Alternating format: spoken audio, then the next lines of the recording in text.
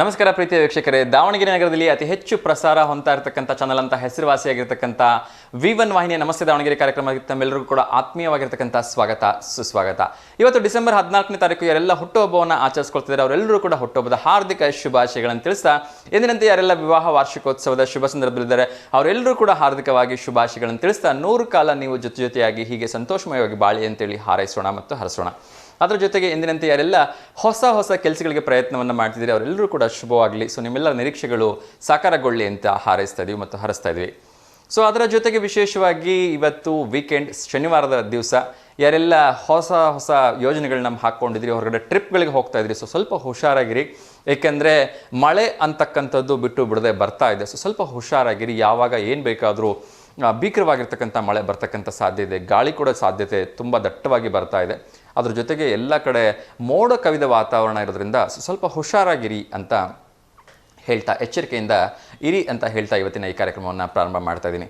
So ಅದರಲ್ಲೂ ಕೂಡ ವಿಶೇಷವಾಗಿ ಯಾವೆಲ್ಲ ದೇವಸ್ಥಾನಗಳಲ್ಲಿ ಇವತ್ತು ಕಡೆ ಕಾರ್ತಿಕೋತ್ಸವ ಇದೆ ಆ ಎಲ್ಲ ದೇವರಿಗೂ ಆಶೀರ್ವಾದ ಎಲ್ಲರ ಮೇಲೆ ಇರಲಿ ಅಂತ ಹೇಳ್ತಾ, ಇನ್ನೊಂದು ದಿನ ವಿಶೇಷವನ್ನು ಹೇಳೋದಾದರೆ ಇವತ್ತು ಡಿಸೆಂಬರ್ 14ನೇ ತಾರೀಕು ನಮ್ಮೆಲ್ಲರಿಗೂ ಗೊತ್ತಿರೋ ಹಾಗೆ ವಿಶೇಷವಾಗಿರ್ತಕ್ಕಂಥ ಬ್ರಹ್ಮ ವಿಷ್ಣು ಮಹೇಶ್ವರರ ಪ್ರತಿ ಸ್ವರೂಪವಾಗಿರ್ತಕ್ಕಂಥ ಗಾಣಗಾಪುರದ ವಾಸಿಗಳಾಗಿರ್ತಕ್ಕಂಥ ಶ್ರೀ ಗುರು ದತ್ತಾತ್ರೇಯರ ಜಯಂತಿ ಇದೆ.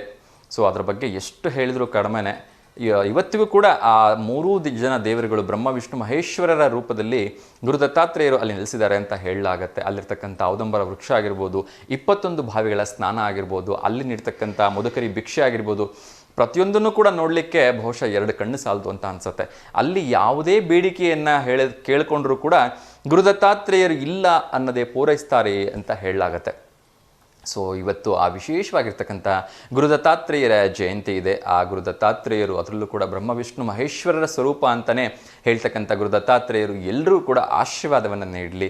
ಅದರಲ್ಲೂ ಕೂಡ ಲೋಕ ಸಮಸ್ತ ಸುಖಿನೋ ಭವಂತು ಅನ್ನುವಂತೆ ಎಲ್ಲರ ಮೇಲೆ ಗುರುಕಾರುಣ್ಯ ಇರಲಿ ಅಂತಕ್ಕಂಥ ಒಂದು ಶುಭ ಹಾರೈಕೆಗಳೊಂದಿಗೆ ಇವತ್ತಿನ ಈ ಅರ್ಥಪೂರ್ಣ ಕಾರ್ಯಕ್ರಮವನ್ನು ಪ್ರಾರಂಭ ಮಾಡ್ತಾ ಇದ್ದೀನಿ. ಎಂದಿನಂತೆ ಪ್ರಶ್ನೋತ್ತರಗಳಂತೂ ಇದ್ದೇ ಇದೆ. ಸೊ ಒಂದು ಕರೆ ಬರ್ತಾ ಇದೆ, ಯಾರ್ದು ಅಂತ ನೋಡೋಣ.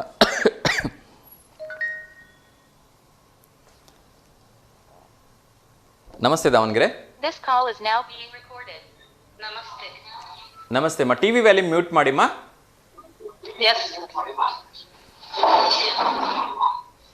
ಹೇಳಿಮ್ಮ, ತಮ್ಮ ಹೆಸರು? ರೇಣುಕಾ. ಎಲ್ಲಿಂದಮ್ಮ ಕರೆ ಮಾಡ್ತಾ ಇರೋದು? ಹೇಳಿಮ್ಮ, ಯಾರಿಗಾದ್ರೂ ಶುಭಾಶಯ ಹೇಳ್ಬೇಕಾ? ಸರ್ಗೆ ಶುಭಾಶಯಗಳು. Good morning. ನಿಮ್ಗೂ good morning. Thank you so much ಅಮ್ಮ. ನಿಮ್ಗೂ ಕೂಡ ಗುಡ್ ಮಾರ್ನಿಂಗ್. ಹೇಗಿದ್ದೀರಿಮ್ಮ? ತಿಂಡಿ ಆಯ್ತಾ? ಚೆನ್ನಾಗಿದ್ರಿ. ಟೀ ಕುಡಿಯಾಕತ್ತಿದ್ದೆ ನೋಡ್ರಿ, ಬನ್ರಿ ಸರ್, ಟೀ ಕುಡಿಯಿರಿ. ಆಗ್ಲಿ ಮಸು, ನಾನು ಯಾವತ್ತೂ ಟೀ ಕಾಫಿ ಕುಡಿಯಲ್ಲ. ನಿಮ್ಮ ಪ್ರೀತಿಯ ಕರೆಗೆ ಧನ್ಯವಾದಗಳು. ನಮಸ್ತೆ, ಧನ್ಯವಾದ. ನಮಸ್ತೆ ಅಮ್ಮ. ಸೊ ಯಾರಿಗೂ ಶುಭಾಶಯ ಇಲ್ಲ ಅಂದ್ರೆ ಏನಮ್ಮ ಇವತ್ತು ಸ್ಪೆಷಲ್ ತಿಂಡಿ? ಇವತ್ತ ವಿಶೇಷ ಮಗನಿಗೆ ಗುಡ್ ಮಾರ್ನಿಂಗ್ ಹೇಳ್ಬೇಕಾಗಿತ್ರಿ. ಖಂಡಿತ ಅವ್ರ ಹೆಸರಿಗೆ ಹೇಳ್ಬಿಡಿಮ್ಮ, ನಾನು ಹೇಳ್ಬಿಡ್ತೀನಿ. ಪವನ್ ಕುಮಾರ್ ಮತ್ತು ಪ್ರಜ್ಞಾ ರೈ. ಓಕೆ ಅಮ್ಮ. ಸೊ ಪವನ್ ಕುಮಾರ್ ಮತ್ತು ಪ್ರಜ್ಞಾ ಅವರಿಗೆ ನಮ್ಮ ಕಡೆಯಿಂದ ಹಾರ್ದಿಕವಾಗಿ ಶುಭಾಶಯಗಳನ್ನು ತಿಳಿಸ್ತಾ ಇದ್ದೀನಿ. ಥ್ಯಾಂಕ್ ಯು ಸೊ ಮಚ್ ಅಮ್ಮ. ಸೊ ಇವತ್ತು ಗುರು ದತ್ತಾತ್ರೇಯ ಜಯಂತಿ ಇದೆ, ಅದ್ರ ಬಗ್ಗೆ ಏನಾದ್ರು ಹೇಳಕ್ ಇಷ್ಟಪಡ್ತೀರಾ? ಏನು ಹೇಳ್ತೀರಾ? ಇಷ್ಟಪಡ್ತಿದ್ದೇವ್ರಿ. ಹೇಳಿಮ್ಮ, ಹೇಳಿ. ಅದ್ರ ಬಗ್ಗೆ ಏನಾದ್ರು ಗೊತ್ತಿದ್ರೆ ಅಥವಾ ಏನಾದ್ರು ಹೇಳ್ಬೇಕು ಅನ್ಸಿದ್ರೆ ಧಾರಾಳವಾಗಿ ಹೇಳಿಮ್ಮ. ಹೇಳ್ತೀರಾ? ನಮಗೆ ಅದ್ರ ಬಗ್ಗೆ ಅಷ್ಟೊಂದು ಮಾಹಿತಿ ಇರ್ಲಿ, ತೊಂದರೆ ಇಲ್ಲ. ಸೊ ಒಳ್ಳೇದಾಗ್ಲಿಮ್ಮ. ಗುರು ದತ್ತಾತ್ರೇಯ ಎಲ್ರಿಗೂ ಒಳ್ಳೇದು ಮಾಡಲಿ. ಕರೆ ಮಾಡಿದ್ದಕ್ಕೆ ಧನ್ಯವಾದಗಳು. ಹೀಗೆ ಕರೆ ಮಾಡ್ತಾ ಇರಿಮ್ಮ. ಓಕೆ ನಮಸ್ತೆ. ಎಸ್ ವೀಕ್ಷಕರೇ, ಸೊ ಇನ್ನೊಂದು ಇಂಪಾರ್ಟೆಂಟ್ ವಿಚಾರವನ್ನು ನಾನು ಕಳೆದ ಒಂದು 3-4 ದಿನಗಳ ಹಿಂದೆ ಹೇಳಿದ್ದೆ. ಬಾಳೆಹಣ್ಣಿನಲ್ಲಿ ಶೀತ, ನೆಗಡಿ, ಕೆಮ್ಮು, ದಮ್ಮು, ಅಸ್ತಮಾ ಈ ಒಂದು ತೊಂದರೆಗಳಿಗೆ ಇವತ್ತು ಔಷಧಿಯನ್ನು ಕೊಡ್ತಾ ಇದ್ದಾರೆ. ಕೇವಲ ಒಂದು ದಿನ, ಪ್ರತಿ ವರ್ಷದಂತೆ ಈ ವರ್ಷ ಕೂಡ ಡಿಸೆಂಬರ್ 14ನೇ ತಾರೀಕು ಈ ಔಷಧಿಯನ್ನು ಕೊಡ್ತಾ ಇದ್ದಾರೆ. ಸೊ ಕೆಲವೊಬ್ಬರು ಅಡ್ರೆಸ್ಸನ್ನು ತಪ್ಪಾಗಿ ತಿಳ್ಕೊಂಡಿದ್ದೀರಿ ಅಂತ ಅನಿಸುತ್ತೆ. ಹಾಗಾಗಿ ಇನ್ನೊಮ್ಮೆ ಕ್ಲಿಯರ್ ಮಾಡಿ ಹೇಳ್ತಾ ಇದ್ದೀನಿ. ನಾನು ಅವತ್ತು ಕೂಡ ಅಡ್ರೆಸ್ಸನ್ನು ಹೇಳಿರಲಿಲ್ಲ, ಇವತ್ತು ಅಡ್ರೆಸ್ಸನ್ನು ಹೇಳ್ತಾ ಇದ್ದೀನಿ. ಜ್ಞಾನೇಶ್ವರ ಆಯುರ್ವೇದ ಕ್ಲಿನಿಕ್ ಇದು MCC B ಬ್ಲಾಕಲ್ಲಿದೆ. ಬಾಯ್ಸ್ ಹಾಸ್ಟೆಲ್ ರಸ್ತೆಯಲ್ಲಿ ಈ ಒಂದು ಔಷಧಿಯನ್ನು ಕೊಡ್ತಾ ಇದ್ದಾರೆ. ಸೊ ದಯವಿಟ್ಟು ಈ ಒಂದು ನಂಬರ್ನ ನೋಟ್ ಮಾಡ್ಕೊಳ್ಳಿ. 9341011199 ಈ ನಂಬರ್ಗೆ ದಯವಿಟ್ಟು ಕರೆ ಮಾಡಿ. ಬೆಳಗ್ಗೆ ಸಂಜೆಯಿಂದ ರಾತ್ರಿ 8 ಗಂಟೆವರೆಗೂ ನಿಮಗೆ ಇಲ್ಲಿ ಈ ಒಂದು ಔಷಧಿಯನ್ನು ಕೊಡ್ತಾರೆ. ಇದು ಉಚಿತವಾಗಿ ಕೊಡ್ತಾರೆ ಅಂತ ಹೇಳಲಾಗಿದೆ. ಸೊ ಹೆಚ್ಚಿನ ಮಾಹಿತಿಗಾಗಿ ದಯವಿಟ್ಟು ಅವ್ರನ್ನ ಸಂಪರ್ಕ ಮಾಡಿ ಅಂಥೇಳಿ ಒಂದು ಕಾಂಟ್ಯಾಕ್ಟ್ ನಂಬರ್ನ ಕೊಟ್ಟಿದ್ದೀನಿ. ಎಲ್ರಿಗೂ ಒಳ್ಳೆಯದಾಗಲಿ. ಸೊ ಎಲ್ಲರೂ ಕೂಡ ಆರೋಗ್ಯದಿಂದ ಇರೋ ಹಾಗಾದರೆ ಅಷ್ಟೇ ಸಾಕು ಅಂತಕ್ಕಂಥದ್ದು ನನ್ನ ಒಂದು ಆಶಯ. ಕರೆ ಮಾಡ್ತಕ್ಕಂಥವ್ರಿಗೆ ಒಂದಷ್ಟು ಕಿವಿ ಮಾತುಗಳನ್ನು ಹೇಳ್ಬಿಡ್ತೀನಿ. ಅದಕ್ಕಿಂತ ಮುಂಚೆ ಇನ್ನೊಂದು ಕರೆ ಬರ್ತಾ ಇದೆ, ಯಾರ್ದು ಅಂತ ನೋಡೋಣ. ಎಲ್ಲವನ್ನ ಕೊಟ್ಟು ಕಾಪಾಡಲಿ ಅಂತ ಕೇಳ್ಕೊಳ್ತಾ ಇದ್ದೀನಿ. 14ನೇ ವರ್ಷ ಹುಟ್ಟಿದಬ್ಬ. 14ನೇ ವರ್ಷದ. ಓಕೆ ಅಮ್ಮ. ಸೊ ಒಳ್ಳೆಯದಾಗಲಿ. ಆ ಭಗವಂತನ ಆಶೀರ್ವಾದ ಚೆನ್ನಾಗಿ ಅವ್ರ ಮೇಲಿರಲಿ, ಒಳ್ಳೆ ವಿದ್ಯಾಭ್ಯಾಸವನ್ನು ಅವ್ರು ಪಡೀಲಿ ಅಂತ ನಾನು ಕೇಳ್ಕೊಳ್ತಾ ಇದ್ದೀನಿ ಅಮ್ಮ. ಮತ್ತೆ ಯಾರಾದ್ರೂ ಶುಭಾಶಯ ಹೇಳಲಿಕ್ಕಿದೆಯಮ್ಮ? ಇಲ್ಲ ಸರ್, ನಮ್ಮ ಪಾಪದೇ ಅಂತ ಹೇಳ್ಬೇಕು. ಆಗ್ಲಿಮ್ಮ. ಸೊ ಬರ್ಡೇನ ಗ್ರ್ಯಾಂಡಾಗಿ ಸೆಲೆಬ್ರೇಟ್ ಮಾಡಿ. ಅದ್ರ ಜೊತೆಗೆ ಒಂದು ಸ್ಮಾಲ್ ರಿಕ್ವೆಸ್ಟ್ ಇದೆ. ಸೊ ಏನು ಅಂದರೆ, ಹುಟ್ಟುಹಬ್ಬದ ದಿವಸ ನಮ್ಮ ಕೈಲಿ ಆದಷ್ಟು ನಾವು ಬಡವರಿಗೆ ಅಥವಾ ಅಗತ್ಯ ಇರ್ತಕ್ಕಂಥವ್ರಿಗೆ ದಾನವನ್ನು ನೀಡಬೇಕು ಅಂತ ಹೇಳ್ತಾರೆ. ಸಾಧ್ಯವಾದರೆ ನಿಮ್ಮ ಮಗು ಕೈಯಲ್ಲಿ ಒಂದು ಪುಸ್ತಕನೋ ಒಂದು ಪೆನ್ನನೋ ಯಾರಿಗಾದ್ರೂ ಒಬ್ಬ ಬಡ ಮಕ್ಕಳಿಗೆ ಗಿಫ್ಟಾಗಿ ಕೊಡಿಸಿ. ಸೊ ಆ ಮೂಲಕ ಮಗುವಿನ ವಿದ್ಯಾಭ್ಯಾಸ ಚೆನ್ನಾಗಿರುತ್ತೆ ಅಂತ ಹೇಳಲಾಗತ್ತೆ. ಹೌದು ಸರ್, ಸುಮ್ಮನೆ ಆಡಂಬರ ಮಾಡಕ್ಕಿಂತ ಆ ತರ ಮಾಡಿದ್ರೆ ಒಳ್ಳೇದು ಹೆಸರು ಆಗುತ್ತೆ ಸರ್ ಅತ್ಲಾಗಿ. ಹೌದು. ನೀವೇನು ಹೆಚ್ಚು ಖರ್ಚು ಮಾಡ್ಬೇಕಂತಿಲ್ಲ. ಒಂದು ಪುಟ್ಟ ಮಗುಗೆ ಯಾವ್ದಾದ್ರು ಒಂದು ಪುಸ್ತಕನೋ ಒಂದು ಪೆನ್ 10 ರೂಪಾಯಿ ಕೊಡ್ಸಿದ್ರೆ ಅಂದ್ರೆ ಸೊ ನಿಮ್ಮ ಮಗುನ ವಿದ್ಯಾಭ್ಯಾಸ ಆದಂಗೂ ಆಗುತ್ತೆ, ನಮಗೂ ತೃಪ್ತಿ ಆದಂಗೂ ತೃಪ್ತಿ ಆಗುತ್ತೆ ಅಲ್ವಾ. ಸೊ ವರ್ಷ ಪೂರ್ತಿ ಆ ಮಗು ಆ ಪುಸ್ತಕದಲ್ಲಿ ಬರೆಯುತ್ತೆ, ಆ ಪೆನ್ನಲ್ಲಿ ಯೂಸ್ ಮಾಡುತ್ತೆ. ಸೊ ಅದು ಯಾವಾಗೆಲ್ಲ ಅಕ್ಷರಗಳನ್ನು ಬರೆಯುತ್ತೆ, ಆಗ ನಿಮ್ಗೆ ಗೊತ್ತಿಲ್ಲದೇನೋ ಅದರ ಒಂದು ಬ್ಲೆಸ್ಸಿಂಗ್ಸ್ ಬಂದೇ ಬರುತ್ತೆ ಅಲ್ವಾ. ಸೊ ಹಾಗಾಗಿ ದಯವಿಟ್ಟು ಸಾಧ್ಯವಾದರೆ ಅದನ್ನ ಮಾಡಿ. ಅದ್ರ ಜೊತೆಗೆ ನೀವೇನಾದರೂ ಹೆಚ್ಚು ಮಕ್ಕಳಿಗೆ ಪುಸ್ತಕಗಳನ್ನು ಕೊಟ್ಟಿದ್ದೆ, ಅದರ ಪೆನ್ಗಳನ್ನು ಕೊಟ್ಟಿದ್ದೆ ಆದರೆ ನಮಗೊಂದು ಫೋಟೋಸ್ ಕಳಿಸಿ, ನಾವು ಕೂಡ ಅದನ್ನ ನಮ್ಮ V1 ವಾಹಿನಿಯಲ್ಲಿ ಪ್ರಸಾರ ಮಾಡ್ತೀವಿ. ನಿಮ್ಮ ಹಾಗೆ ಯಾರೆಲ್ಲ ಹುಟ್ಟುಹಬ್ಬವನ್ನು ಆಚರಿಸ್ಕೊಳ್ತಾರೆ ಅವರು ಕೂಡ 4 ಜನ ಮಕ್ಕಳಿಗೆ ಪುಸ್ತಕನೋ ಪೆನ್ನೋ ಗಿಫ್ಟಾಗಿ ಕೊಟ್ಟರು ಅಂದರೆ ಬಹುಶಃ ಯಾರಿಗೆ ಆರ್ಥಿಕವಾಗಿ ತಗೊಳಕ್ಕಾಗಲ್ಲ ಆ ಮಕ್ಕಳಿಗೆಲ್ಲ ಸಹಾಯ ಆಗುತ್ತಲ್ವಾ. ಸರಿ ಸರ್, ಓಕೆ ಅಮ್ಮ. ಸೊ ಒಳ್ಳೇದಾಗಲಿ. ನಿಮ್ಮ ಮಗನಿಗೆ ಆ ಭಗವಂತ ಯಾವಾಗಲೂ ಒಳ್ಳೇದನ್ನ ಮಾಡಲಿ ಅಂತ ವಿಶ್ ಮಾಡ್ತಾ ಇದ್ದೀನಿ ಅಮ್ಮ. ಓಕೆ ಅಮ್ಮ, ನಮಸ್ತೆ ಅಮ್ಮ. ಶ್ರೀಕೃಷ್ಣ ತುಂಬ ಅದ್ಭುತವಾಗಿರ್ತಕ್ಕಂಥ ಒಂದು ಮಾತನ್ನು ಹೇಳ್ತಾನೆ. ಶ್ರೀಕೃಷ್ಣ ಪರಮಾತ್ಮ ಏನು ಹೇಳಿದ್ರು ಕೂಡ ಅದಕ್ಕೊಂದು ಅರ್ಥ ಇರುತ್ತೆ. ಸೊ ಇನ್ನೊಂದು ಕರೆ ಬರ್ತಾ ಇದೆ, ಯಾರ್ದು ಅಂತ ನೋಡೋಣ. ನಮಸ್ತೆ ದಾವಣಗೆರೆ. ನಮಸ್ತೆ ಅಮ್ಮ, ತಮ್ಮ ಹೆಸರು? ಸಾಕಮ್ಮ. ಅಮ್ಮ ಹೇಳಿಮ್ಮ, ಎಲ್ಲಿಂದ ಕರೆ ಮಾಡ್ತಾ ಇರೋದು? ಹರಿಹರ ತಾಲೂಕು ಜಿಗಳಿ ಅಂತ. ಸ್ವಲ್ಪ ಜೋರಾಗಿ ಮಾತಾಡಿಮ್ಮ, ನೀವು ಮಾತಾಡ್ತಿರೋದು ತುಂಬಾ ನಿಧಾನಕ್ಕೆ ಕೇಳಿಸ್ತಾ ಇದೆ. ಹರಿಹರ ತಾಲೂಕು ಜಿಗಳಿಯಿಂದ. ಓಕೆ ಹೇಳಿಮ್ಮ, ಯಾರಿಗಾದ್ರೂ ಶುಭಾಶಯ ಹೇಳೋದಿದ್ಯಾ? ಸರ್ ಇಲ್ಲ, ಇವಾಗ ನೀವು ನಂಬರ್ ಹೇಳಿದ್ರಲ್ಲ ಅದನ್ನ ಕನ್ನಡದಲ್ಲಿ ಹೇಳಿದ್ರೆ ಚೆನ್ನಾಗಿತ್ತು ಸರ್. ಅದೇನ್ ಕನ್ನಡದಲ್ಲಿ ಹೇಳ್ಬೇಕಾ? ಹೌದು ಸರ್. ಆಯ್ತಮ್ಮ, ಹೇಳ್ತೀನಿ ಖಂಡಿತ. ನೀವು ಆಯುರ್ವೇದ ಔಷಧಿ ಇವ್ರ ಬಗ್ಗೆ ಕೇಳ್ತಾ ಇದ್ದೀರಲ್ವಾ? ಓಕೆ ಹೇಳ್ತೀನಿ. ಬರ್ಕೊಳ್ಳಿ. ಏನಂದ್ರಿ?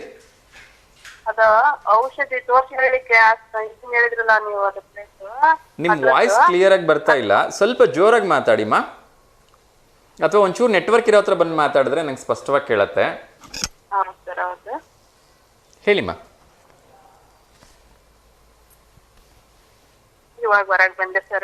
ಹೇಳಿ. ಹಾ ಸರ್, ನೀವು ಹೇಳಿದ್ರಲ್ಲ ಅಡ್ರೆಸ್, ಅದು ಎಲ್ಲಿ? ದಾವಣಗೆರೆನ ಅಂತ ಕೇಳಿದೆ. ಹೌದಮ್ಮ, ದಾವಣಗೆರೆ. ಇದು ಬಾಯ್ಸ್ ಹಾಸ್ಟೆಲ್ ರೋಡ್ ಅಲ್ಲಿ ಇದೆ, MCC B ಬ್ಲಾಕ್ ಅಲ್ಲಿ.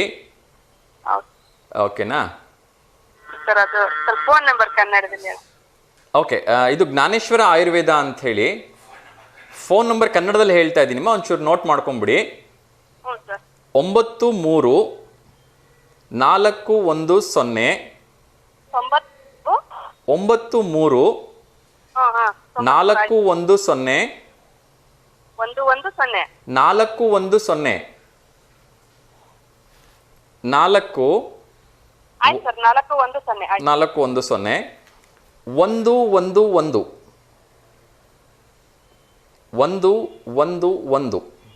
111 ಅಲ್ಲ 3 ಸಲ.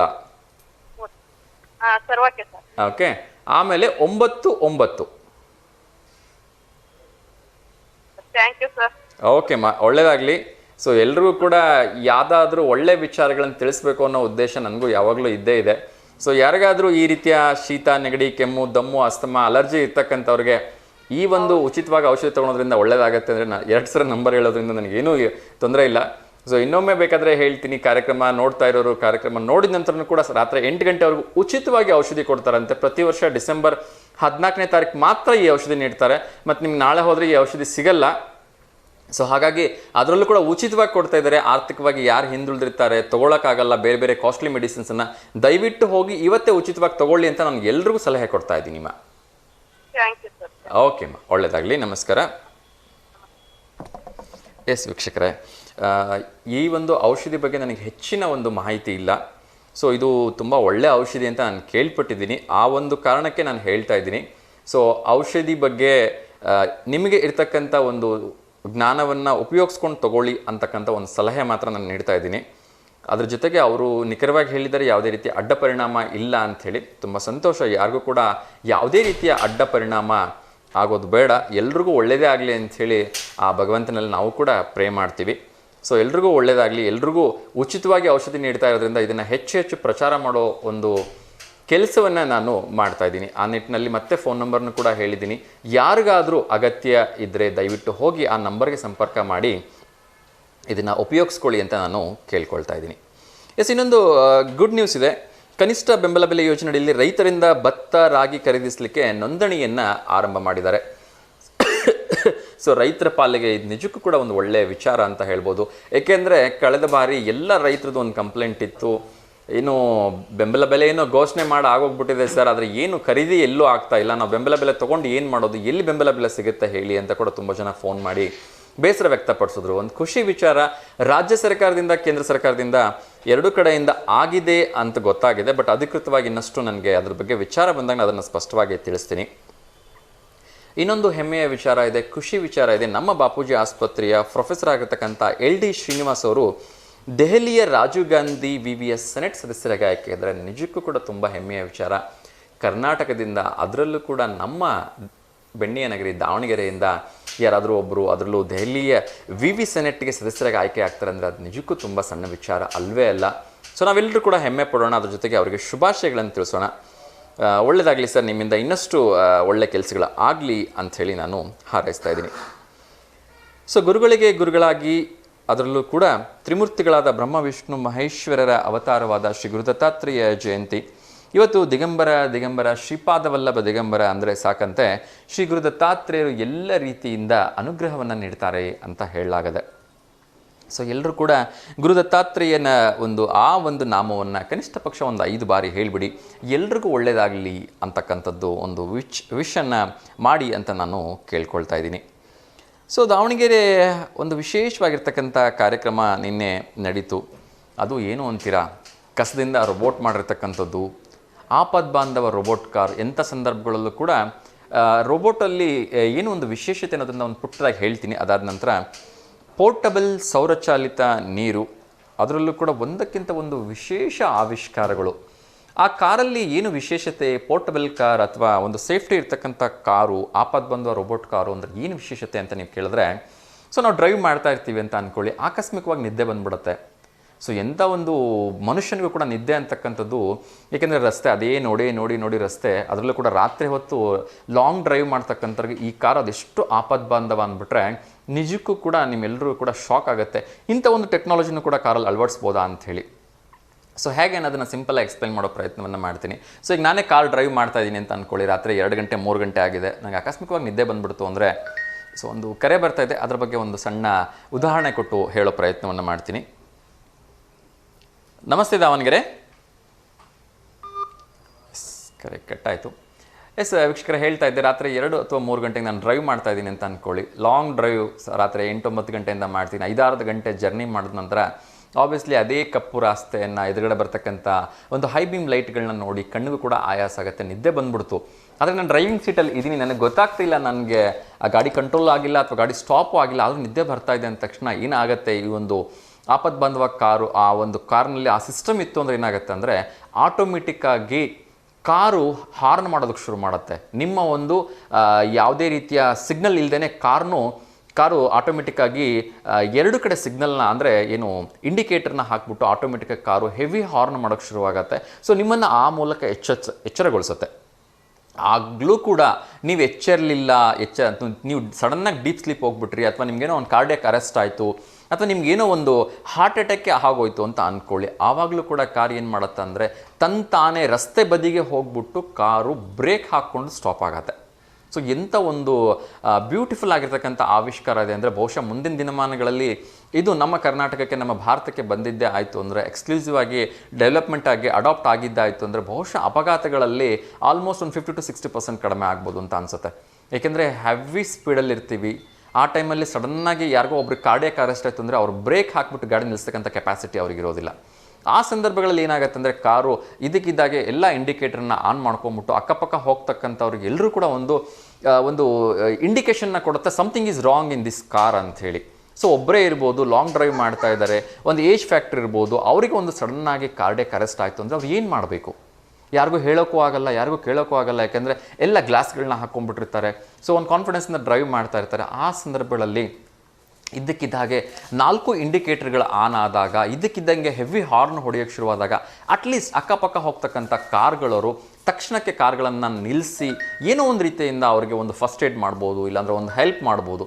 ಆ ನಿಟ್ಟಿನಲ್ಲಿ ಈ ಒಂದು ಕಾರು ತುಂಬ ಹೆಲ್ಪ್ ಮಾಡುತ್ತೆ. So thank you so much. ಇಂಥ ಒಂದು ಒಳ್ಳೆ ಆವಿಷ್ಕಾರವನ್ನು ತೋರಿಸೋ ಪ್ರಯತ್ನವನ್ನು ಮಾಡಿದರೆ. ಇನ್ನೊಂದು ಕರೆ ಬರ್ತಾ ಇದೆ, ನಮ್ಮ ರೆಗ್ಯುಲರ್ ಕಾಲರ್ ಆಗಿರ್ತಕ್ಕಂಥ ಸಿದ್ಲಿಂಗೇಶ್ ಅವರು. ನಮಸ್ತೆ ಸಿದ್ಲಿಂಗೇಶ್ ಸರ್. ನಮಸ್ಕಾರ ಸರ್. ಐಕ ಸರ್. ನಮಸ್ತೆ ಸರ್, ಹೇಗಿದ್ದೀರಿ?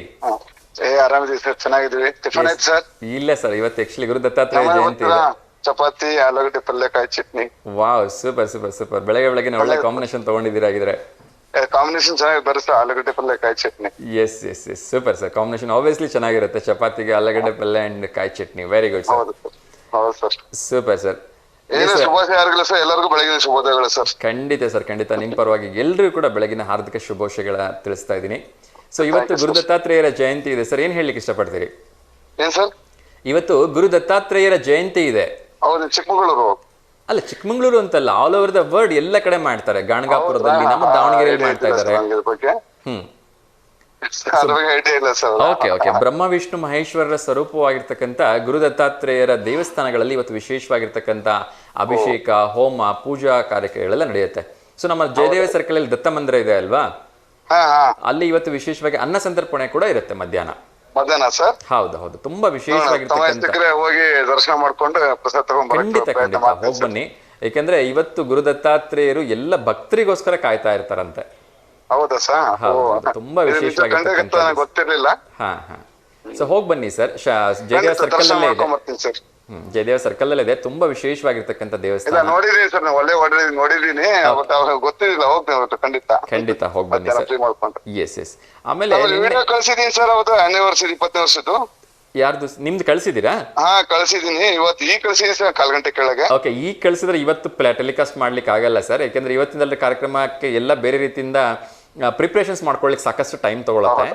ಸೋಮವಾರ ಅದನ್ನ ಟೆಲಿಕಾಸ್ಟ್ ಮಾಡ್ತೀನಿ ಸರ್. ಮಾಡಿ ಸರ್. ನಮ್ದು ಸ್ಟಾರ್ಟಿಂಗ್ ಫೋಟೋಸ್ ಬರುತ್ತೆ, ವಿಡಿಯೋ ಜೊತೆಗೆ, ಆಮೇಲೆ ಲಾಸ್ಟ್ ಮಕ್ಕಳು ಗಿಫ್ಟ್ ಕೊಡೋದು ಬರುತ್ತೆ. ಖಂಡಿತ ಸರ್, ಖಂಡಿತ ಅದನ್ನ ಟೆಲಿಕಾಸ್ಟ್ ಮಾಡ್ತೀನಿ ಸರ್, ಮಂಡೇ ಮಾಡ್ತೀನಿ sir. Okay sir, okay okay okay, ಒಳ್ಳೇದಾಗ್ಲಿ sir. Thank you so much. Yes sir. Sir ಒಂದು ಪ್ರಶ್ನೆ ಕೇಳಿದ್ರೆ ಉತ್ತರ ಹೇಳ್ಬೋದಾ? ಕೇಳಿ. ಎಸ್ ಸರ್, ಒಂದು ಸೆಕೆಂಡು. ಎಸ್ ಸರ್, ಭಾರತ ದೇಶದ ದೊಡ್ಡ ರಾಜ್ಯ ಯಾವುದು ಅಂತ ಹೇಳಿ? ಮಧ್ಯಪ್ರದೇಶ ಸರ್. ಮಧ್ಯಪ್ರದೇಶ?